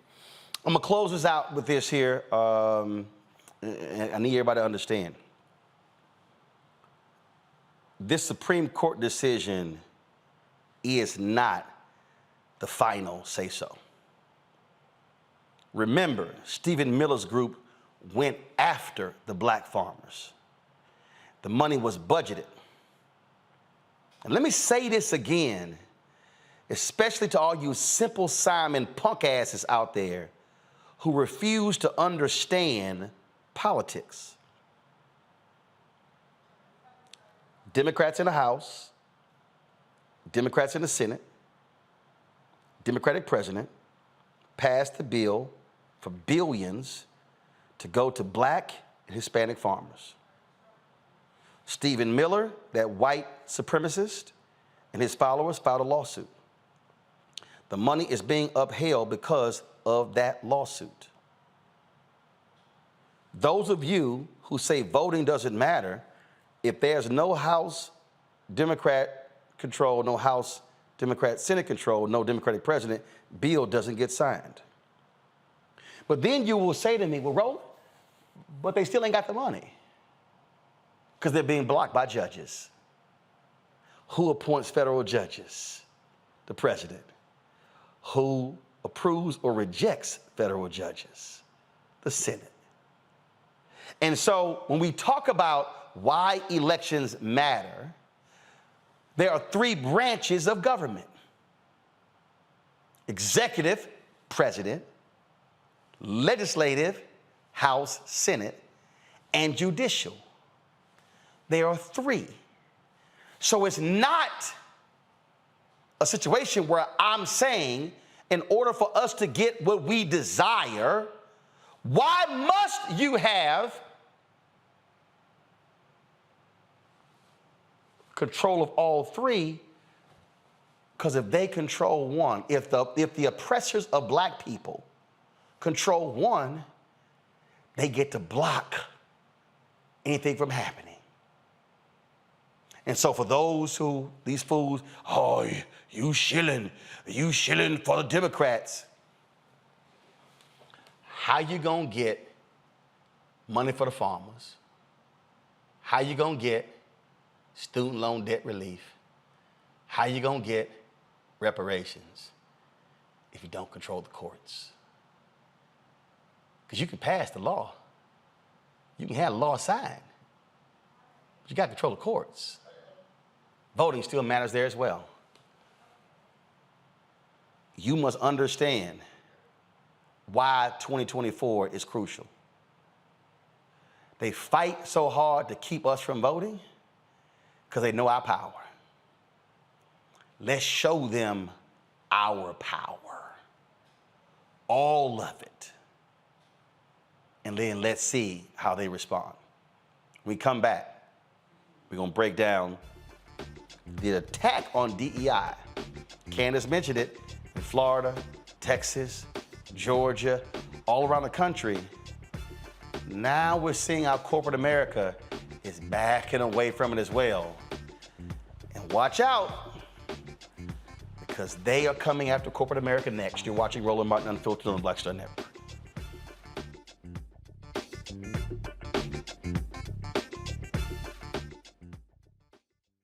Up next on The Frequency with me, Dee Barnes, the shooting of Megan Thee Stallion and the subsequent trial of Tory Lanez.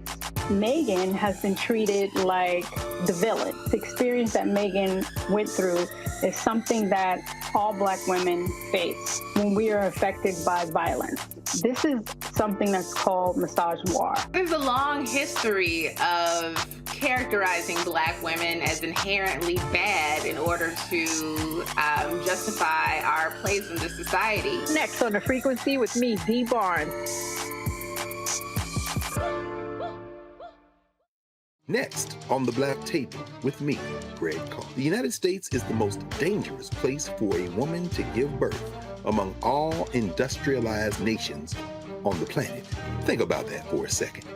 That's not all. Black women are 3 times more likely to die in this country during childbirth than white women. These healthcare systems are inherently racist. There are a lot of white supremacist ideas and mythologies around Black women, Black women's bodies, even Black people, that we experience pain less, right? Activist, organizer, and fearless freedom fighter Monifa Akinwole Bandele from Moms Rising joins us and tells us this shocking phenomenon, like so much else, is rooted in unadulterated racism. And that's just one of her fights. Monifa Bandele on the next Black Table here on the Black Star Network. My name is Lena Charles, and I'm from Opelousas, Louisiana. Yes, that is Zydeco capital of the world. My name is Margaret Chappelle. I'm from Dallas, Texas, representing the Urban Trivia Game. It's me, Sherry Shepherd, and you know what you watch. Roland Martin on Unfiltered. 4 Black executives at media companies in the past month have left or been fired from their DEI jobs. Disney's Chief Diversity Officer, Senior Vice President LaTondra Newton, Netflix's first ever Head of Inclusion, Verna Myers, they're leaving at the end of September. Warner Brothers laid off its DEI executive Karen Horn, and Janelle English will be leaving her role as Executive Vice President of Impact and Inclusion at the Academy of Motion Pictures, Arts and Sciences. DEI disruptor Randi Bryant joins us right now. Randi, we have seen a significant retrenchment, if you will, in the past year. A lot of these jobs came open after the death of George Floyd. I keep reminding people, I kept saying to folk that we should have looked at the death of George Floyd as the part of the third Reconstruction. But I reminded people in the first Reconstruction, in the fact about 5, 6, 7 years, white folks like, all right, we done enough. So if you go from 1865 to the 1876 election, in the Great Compromise of 1877, which ushered in 92 years of Jim Crow, then you begin to have those Supreme Court decisions, Plessy v. Ferguson, you have all the invalidating the Civil Rights Act of 1875, Greg, I think that's what it was. When you begin to have all of that, I said, y'all, be weary. These white folks are not going to be down with it. I said, this has to be a minimum of a 20-year focus to right the wrongs and deal with economics. Here we are, 3.5 years. They like, yeah, we good. We moving on. Right. And even when they were doing something, or they claimed to be doing something these last 3.5 years, what they did was performative, was completely inconsequential. What I will say, and I have worked for a lot of companies for the last 21 years in this field, is that what companies try to do is what makes them look good. It's more of a marketing effort. They want to give some money to the Essence Festival so we feel like, oh, wow, so this company's down because they donated some money. Not that they're doing anything to help the employees that are actually working for them or to ensure that they're bringing in Black people to get jobs. It really is performative. Let's do a Martin Luther King luncheon or, something like that. But they are not trying to make real change. And, I just talked about this recently. We were silly to even think that they would. I am, of course, an optimist, and I want so much for my people, and you hope things will change. And I've dedicated my life to this industry, which is why, though, I had to just kind of veer to the right or veer to the left. I just veered off that path. And that's why I call myself a disruptor, because DEI is fake. It's phony. When you think about it, and this is what I talk about being naive, is that why would white people, the ones who are in charge, if we're talking about 72% of management are white men, essentially, why would they change a system that favors them? Why would they change a system that is making them rich in all ways? Why would they change a system that really they designed to keep us behind since the beginning of this country? It's our whole system of being enslaved was based, was to start and justify capitalism. So they don't want to make real change. I mean, it really was naive for us to think that they would, to be quite candid. And then it's interesting when you talk about liberals, I saw, the segment before. The only difference I say between liberals and conservatives is that conservatives will deny that they have benefited from privilege. Liberals will say, yes, we've benefited some. And so here's something to help not you feel better, but me feel better. And it's going to be more like a program. I cannot tell you how many programs I have seen companies roll out to expose students. And I'm like, they don't need exposure. They need a freaking job. They need a guarantee of a job like you do on Wall Street for a lot of these white people. They don't want exposure. They know it exists. They've been watching you from the sidelines for years. They need actual job training. They need actual opportunities. They need an actual paycheck.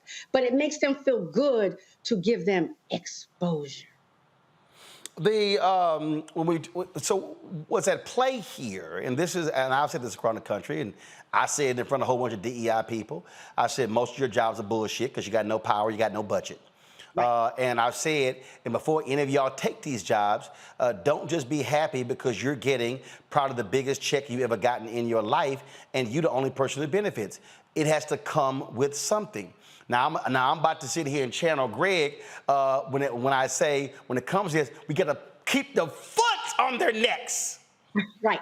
Because again, these companies are never going to do right unless we keep our foots on their neck. They are never. It is the rare white CEO who actually gives a damn. There are very few Al Newharts of the world who said when he ran Gannett, we are going to be the most diverse media company, and if some of y'all don't like it, y'all can leave the company, and they did. He tied their bonuses to diversity. There are very few guys like him, and so the only way this is gonna continue is if we put that level of pressure on them and make it clear what MLK said April 3rd, 1968, y'all don't do right by us, we will redistribute the pain. Absolutely. But the problem is when they hire DEI professionals, they put them in a position that it's very difficult to put their knee on that neck, to put their foot on that neck, because they give DEI professionals absolutely no power. I always tell people, don't take a position if you don't report immediately to the leader of the organization, because that's telling you right off the bat, they want you to have no power, no decision making, no access to the decision making, right? But most DEI professionals don't have a direct line of access. It tells you right there that you don't matter, right? So what a DEI professional has to do is risk their jobs, literally, to get the information out that they want people to know. They need to have people like us, people that are watching now, pay attention and say, hey, how many people are on your board? How many Black people are on your management team? Stop telling me that you are diverse and you care about DEI, because I can look at these stats myself and call them out, because they will move only if it affects the bottom line, and the bottom line for them is money. If we are waiting for them to do it because of their good heart, it's not going to happen, right? I was looking when you were talking, when Stan Smith was having that conversation, and I'm like, if we are dependent upon the kindness of white men to save us, then we should just forget it today. We have to save us, like Sister Reese just said. We must save us and take our power back and pay attention, not just absolutely to voting, but to every corporation, and hold them accountable. And when they don't, shout them out. Let everybody know. Make it a trend. That's where the power is. Reese, we've had advertising meetings, and we'll be in the meeting, and they'll bring the DEI person into the meeting, and then they'll bring the head of the foundation. I'll be like, why they here? And I literally tell them, I said, I don't know disrespect to y'all, but when y'all meet with Disney, do y'all bring the DEI person in? Nope. Do you bring the foundation person in when you meet with Comcast? Well, if they ain't in those meetings, why you meet? So I'm Black-owned media, so you got to bring the Black people in, or they'll find the Black. So if it's a white person who's in the DEI job, they'll find the Negro whisperer to actually be in the meeting. I'm like, no. Where's the CMO? Where's the chief marketing officer? To the ad agency, where's the chief investment officer? Where's the person who's over the team with buying decisions? Don't send your DEI people to me when you do not send them to your Disney meetings. Right. I mean, what DEI has turned into is humoring Black people. It's putting a face in front to convince us that something more impactful is being done than what it really is. Because if there's no money behind it, then I just don't need to look at your little Black pretty face. I'm happy that you're there and I'm glad you got a job, but what's in it for the rest of us? The reality is that when we're talking about Black consumers, and I know this is the Essence. I had a good time at Essence Chair.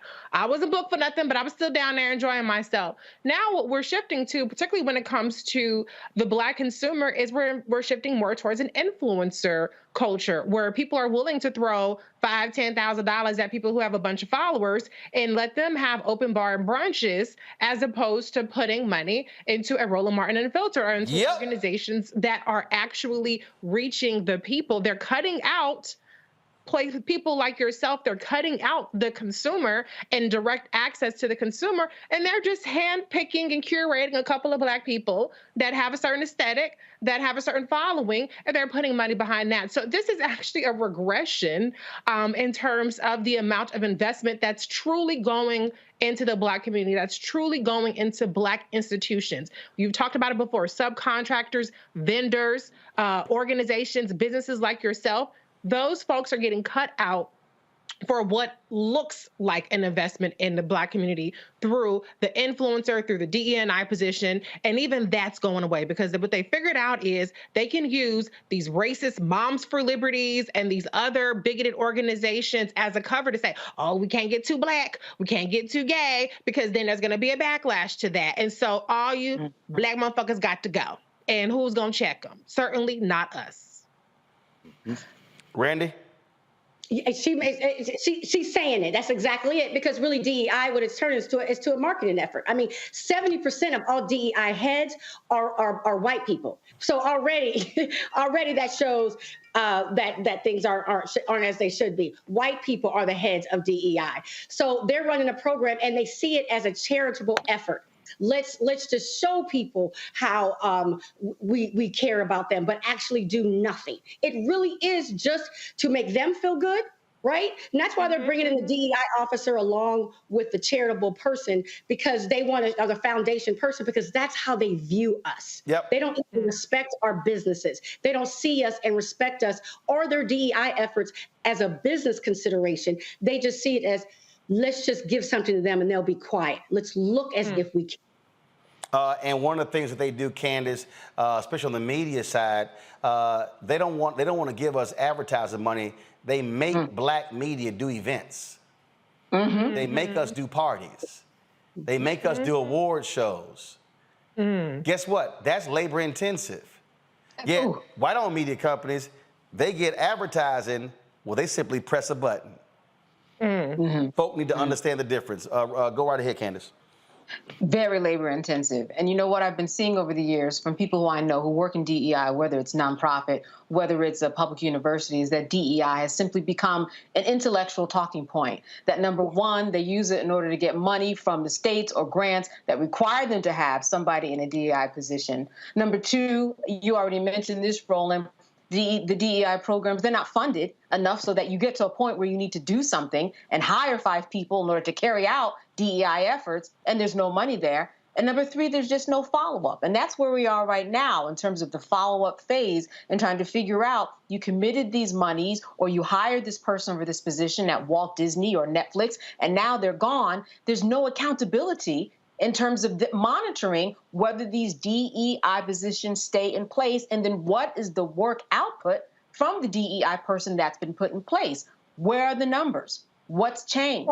In fact, nothing probably has changed because they've gotten rid of those people, finding that they're not needed. Again, an intellectual talking point. And as you said, when they look at Black people, when they look at advertising, and we look at these execs that were removed or restructured at Netflix, for example, we have to understand that, as you said, they look at Black people in a different way. We do events, Essence Fest, over 100,000 people. Target was there, McDonald's was there, everybody was there. But that was a big undertaking, like you said. It's not necessary for us to have an event just to bring out people, to have a good time in New Orleans in order to get advertising out to the people. We should be treated just like everyone else. And why is that not the case? The same thing that we were talking about earlier, that micro racism system that's in place where individuals are making decisions about you and me and seeing us as something totally different than the white boys that are out there. Randy? Yeah, and I was going to say, you make really good points. Candace makes really good points. The average DEI professional stays only 2 years. And the reason why these people leave is that they don't have any power. They're in there, a lot of them really caring, wanting to make a change. And then they get in there and they realize that they are just merely a figurehead that has no power whatsoever to change anything, and at best may be able to get some money to go to a festival, like you say. And so it's very frustrating to these people, and they get burnt out. They get completely frustrated because they realize the truth of what's happening, and that DEI is just for show.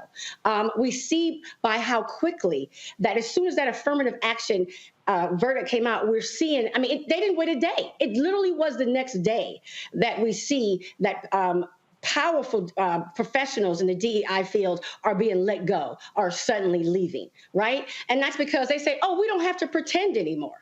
We don't have to pretend that we care at all anymore. And the second thing I wanted to hit on is the sham. I think one of the biggest shams in corporate America is that you have marginalized groups, right, that are not being paid the same, are not moving up, don't have the same, escalation opportunities, running your DEI efforts in addition to their jobs, their real jobs. They're not getting paid for it. So you have the people who are already underserved, underprivileged, underrepresented, underrecognized, underpaid, taking on a second job to try to get some sort of change at their organization. And I would say it's that you see that across the board. So if you don't see, if no one can recognize that as a remnant of white supremacy, and that, you know, we got to pull our own selves up, even at your company, just to get some food, and don't get paid for it. I mean, like, I'm telling you, $0. And we do it. We're so desperate, understandably so, to get treated fair, that these underrepresented, marginalized groups are working for free to say, please see us.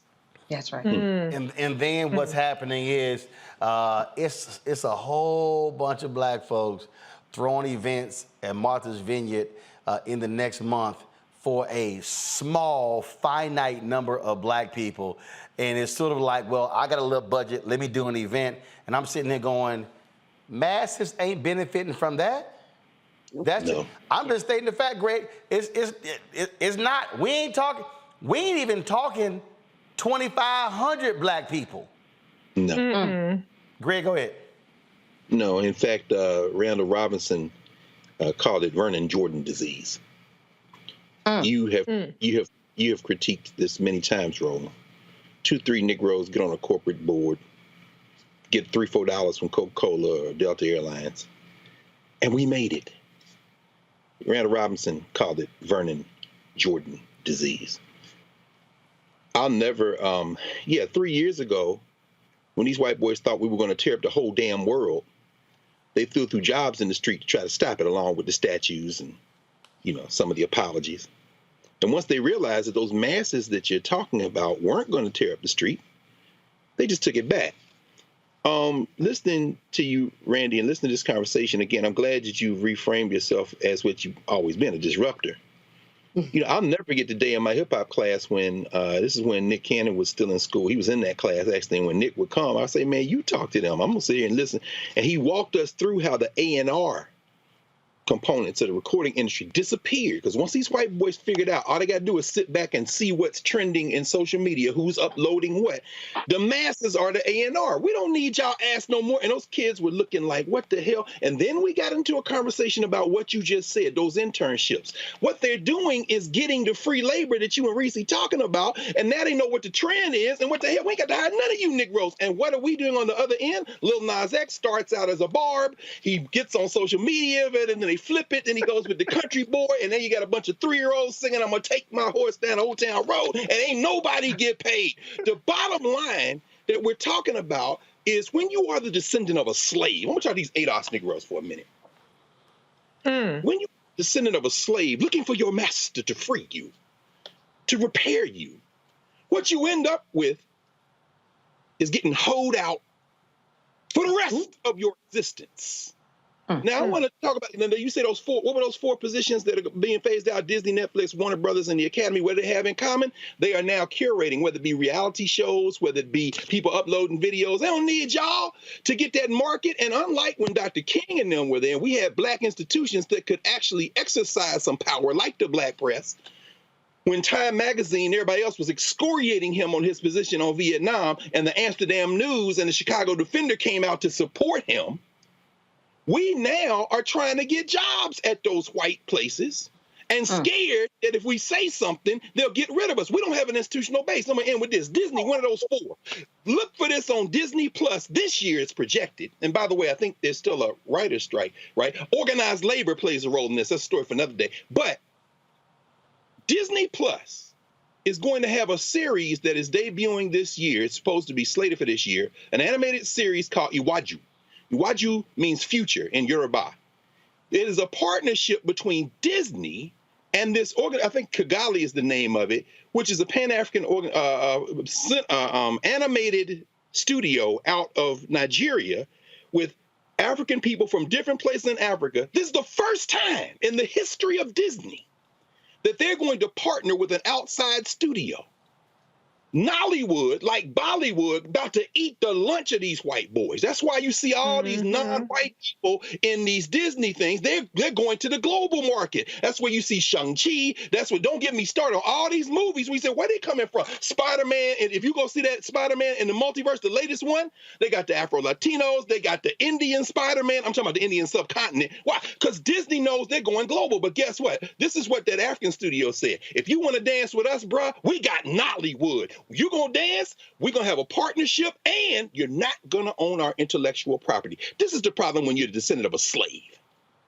When you cut yourself off from the world. When you think a job with your master is going to save you.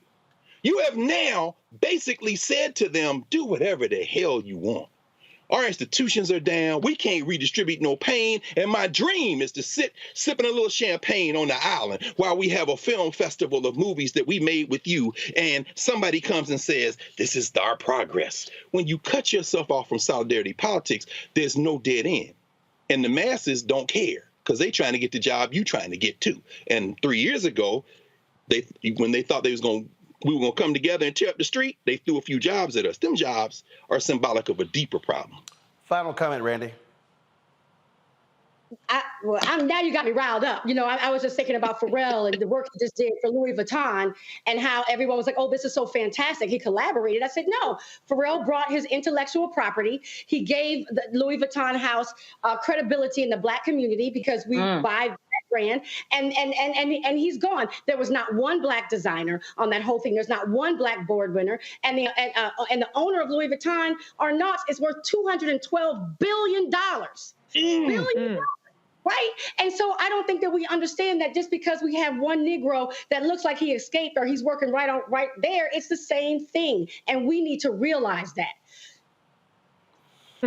Randi Bryant, DEI Disruptor. We surely appreciate it. Thanks a lot. Appreciate you having me. Folks, coming up next, we'll talk with the son of a legendary political figure in Atlanta who passed away on yesterday. A documentary is out documenting his influence on politics in Atlanta as well as in the South.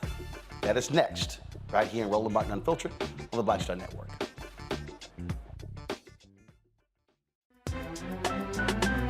I'm Faraji Muhammad, live from LA.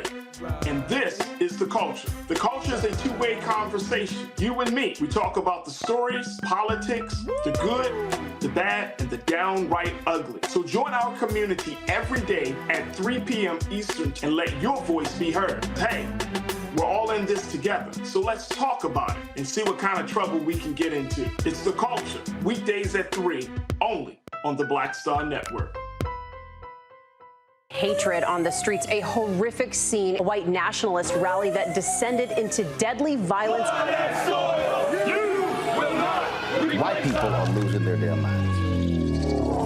As an angry pro-Trump mob storms the U.S. Capitol, we've seen We're about to see the rise of what I call white minority resistance. We have seen white folks in this country who simply cannot tolerate black folks voting. I think what we're seeing is the inevitable result of violent denial. This is part of American history. Every time that people of color have made progress, whether real or symbolic, there has been what Carol Anderson at Emory University calls white rage as a backlash. This is the rise of the Proud Boys and the Boogaloo Boys. America, there's going to be more of this. Here's all the Proud Boys, guys. This country is getting increasingly racist in its behaviors and its attitudes because of the fear of white people. The fear that they're taking our jobs, they're taking our resources, they're taking our women. This is white fear.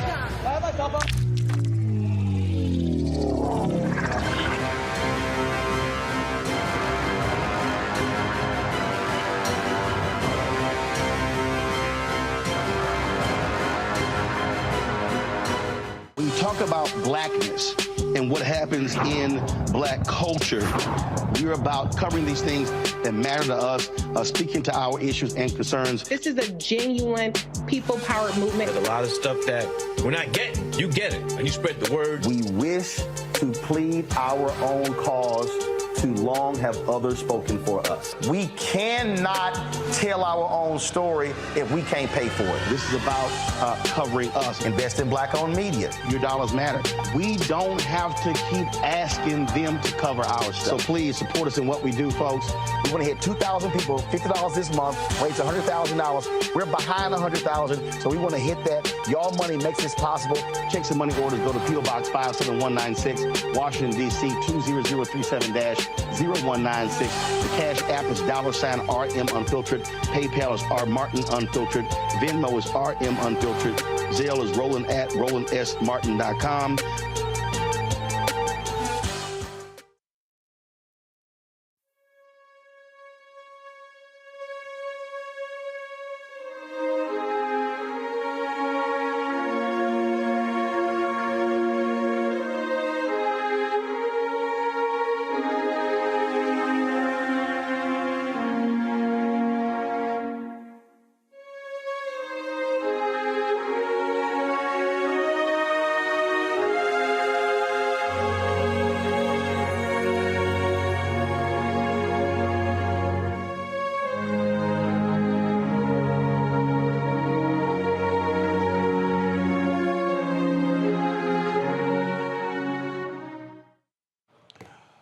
Marvin Arrington Sr., the retired Fulton County Superior Court judge and former member of the City Council of Atlanta, who was the president, died peacefully in his sleep Wednesday morning. Arrington Sr. graduated from Emory University Law School in 1967 and has been a political fixture in Atlanta since then. In 1969, he was elected to the Atlanta Board of Aldermen, now called the Atlanta City Council, and became president in 1980.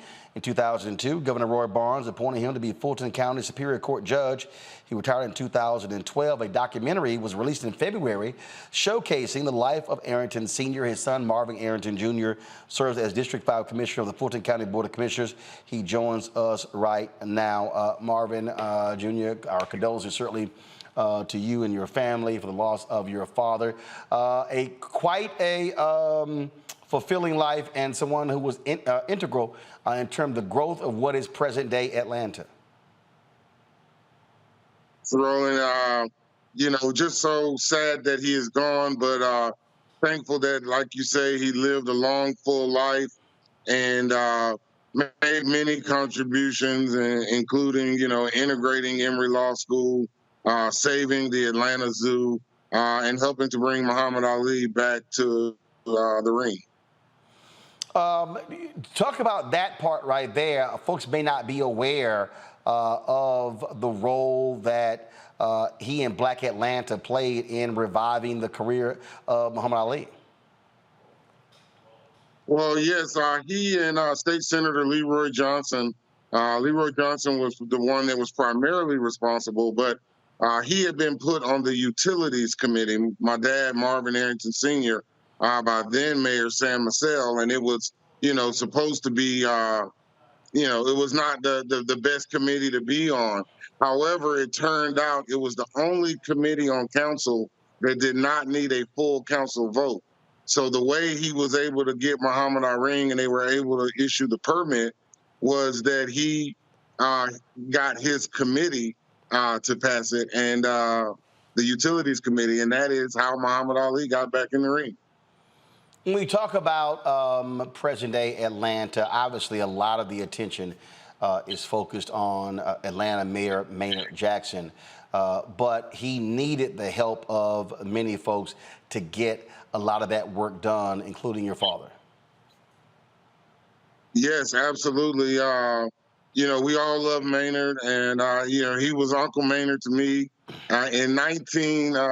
But my dad, Marvin Arrington, was elected in '68, 4 years prior to Maynard being elected as mayor. And they and other city council members at the time worked well together. My dad served as Maynard's floor leader, leading up to the time that he ran for city council in 1980. But so they were responsible. And the thing is, he served as city council president under Maynard, under Andy, under Maynard again, and then 4 years under Bill Campbell. So he was kind of the glue that helped keep the city together despite the transitioning mayors. And of course, he ran unsuccessfully for mayor against Bill Campbell, who was later elected. But panelists, questions. Greg Carr, you first. Thank you, Roland. And again, condolences. Condolences to you, brother. I was just moving some books, and I tell you, the ancestors are insane. This was the day before yesterday, and I picked up my copy of Making My Mark, of course, your father's memoir. And, I guess my question is, how are the politicians of his generation, and now the politicians of yours, different? And I want to just maybe as a point of entry ask that question in the context. Of course, a lot of people know he went to Clark Atlanta University now, and there may be some folk watching who, of course, he's talked about at Emory, one of those first Black law students at Emory. But we know he spent, he spent his first year at Howard Law School, and he tell people, I hadn't really intended on going to Emory, but I'm over there, and the dean calls my name, and I become a pioneer.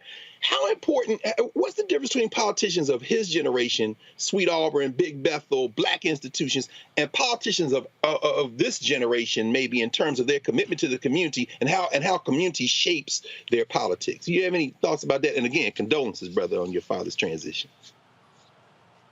No, thank you. Well, I think the difference is, obviously at that time there there was only one Black or minority running for those seats, right? And so then the entire community was able to rally and support behind that one person, right? And that's how my dad got in. That's how Maynard got in.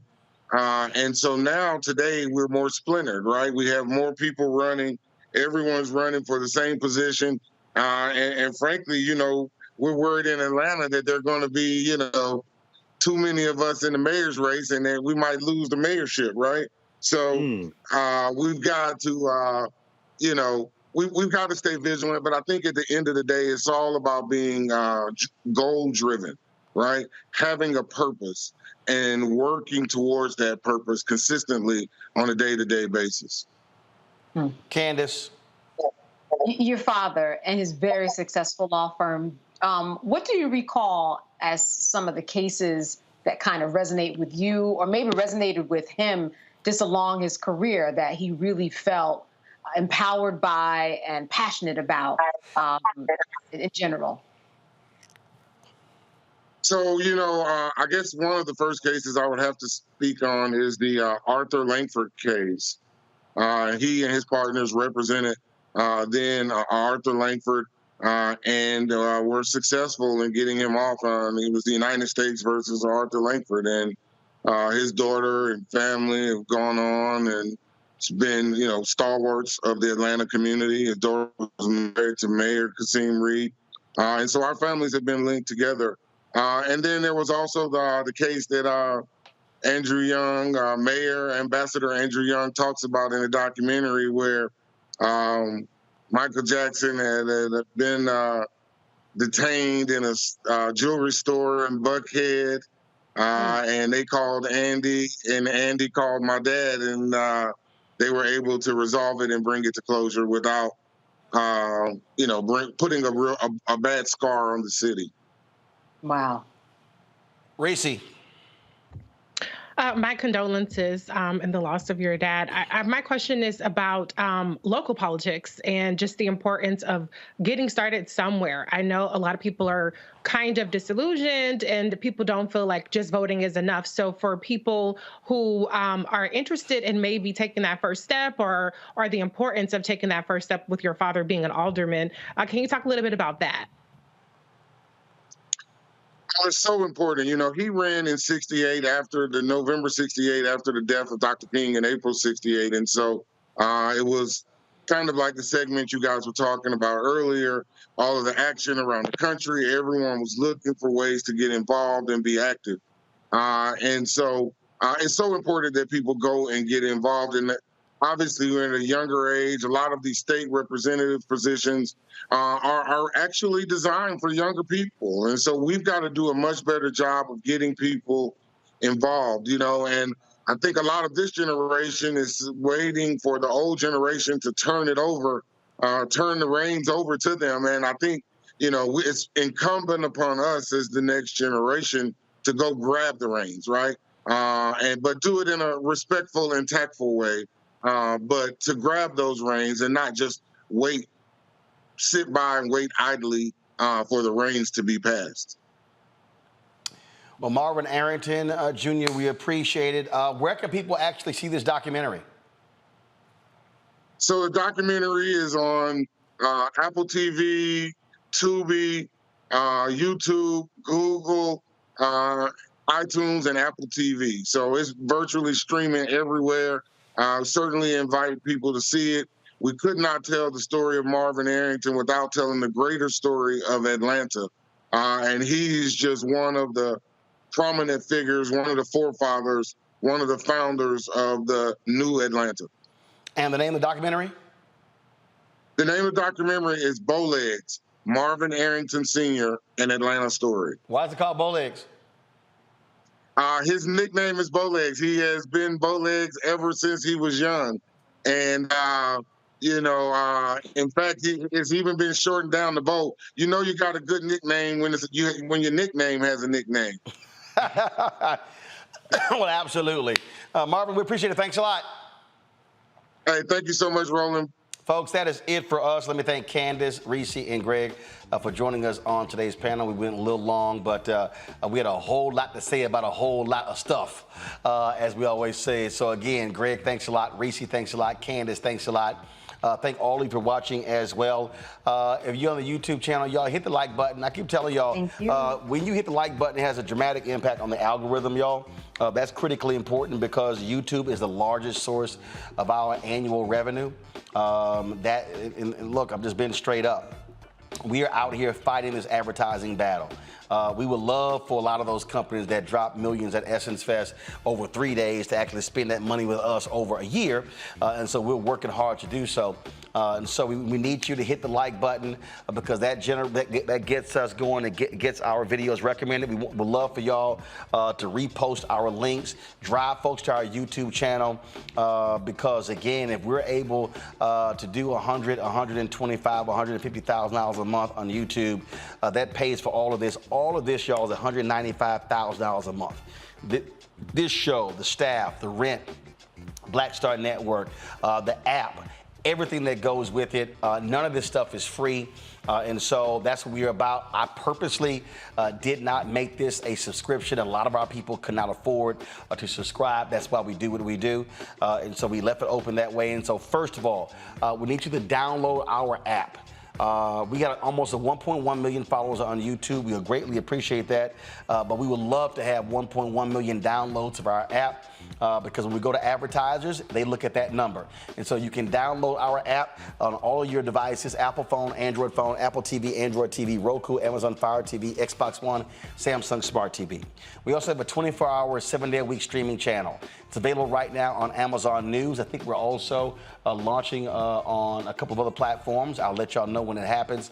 But if you want to see, if you just want to put our channel on in the beauty shop, in the barber shop, in your office, it will run continuously, unlike the app where you got to pick a program. We program our 24-hour streaming channel, and so you can check that out on Amazon Fire. Simply go to Amazon Fire, go to Amazon News, and you can check that out. And so please tell a friend about that as well. But again, your support is critical. When you give to us, it's important. Our goal is to get 20,000 of our fans contributing on average $50 each. That's $4.19 a month, 13 cents a day. If you can't afford that, you can only afford less. That's not a problem. Somebody sent us a $12 donation the other day. That's just important. That's $12,000. It all goes to the bottom line. And so please support us by joining our Bring the Funk fan club. Of course, and that's send checking money order to P.O. Box 57196, Washington, D.C. 20037-0196. Cash App, $RM Unfiltered. PayPal, R Martin Unfiltered. Venmo is RM Unfiltered. Zelle is Roland at RolandSMartin.com. Roland at RolandMartinUnfiltered.com. And then we also would love for you to get a copy of my book, White Fear, How the Browning of America is Making White Folks Lose Their Minds. Look, you buy that book, that money goes right back into the show. And so we will greatly appreciate you doing that. Again, Amazon, Barnes & Noble, Ben Bella Books, Bookshop, Chapters, Books A Million. You buy that Target, you can also download a copy on Audible. That's it. I'll see you tomorrow. Y'all have a great one. Holla! Folks, Black Star Network is here. Hold no punches! I'm real revolutionary right now. Support this man, Black Media. He makes sure that our stories are told. Thank you for being the voice of Black America, Roland. Stay black. I love y'all. All momentum we have now, we have to keep this going. The video looks phenomenal. See, this difference between Black Star Network and Black-owned media and something like CNN. You can't be Black-owned media and be scared. It's time to be smart. Bring your eyeballs home. You dig? Pull up a chair. Take your seat. The Black Tape with me, Dr. Greg Carr, here on the Black Star Network. Every week, we'll take a deeper dive into the world we're living in. Join the conversation only on the Black Star Network. Hi, I'm Dr. Jackie Hood Martin, and I have a question for you. Ever feel as if your life is teetering and the weight and pressure of the world is consistently on your shoulders? Well, let me tell you, living a balanced life isn't easy. Join me each Tuesday on Black Star Network for A Balanced Life with Dr. Jackie. We're all impacted by the culture, whether we know it or not. From politics to music and entertainment, it's a huge part of our lives, and we're going to talk about it every day right here on The Culture with me, Faraji Muhammad, only on the Black Star Network. I'm Deborah Owens, America's Wealth Coach, and my new show, Get Wealthy, focuses on the things that your financial advisor and bank isn't telling you, but you absolutely need to know. So watch Get Wealthy on the Black Star Network.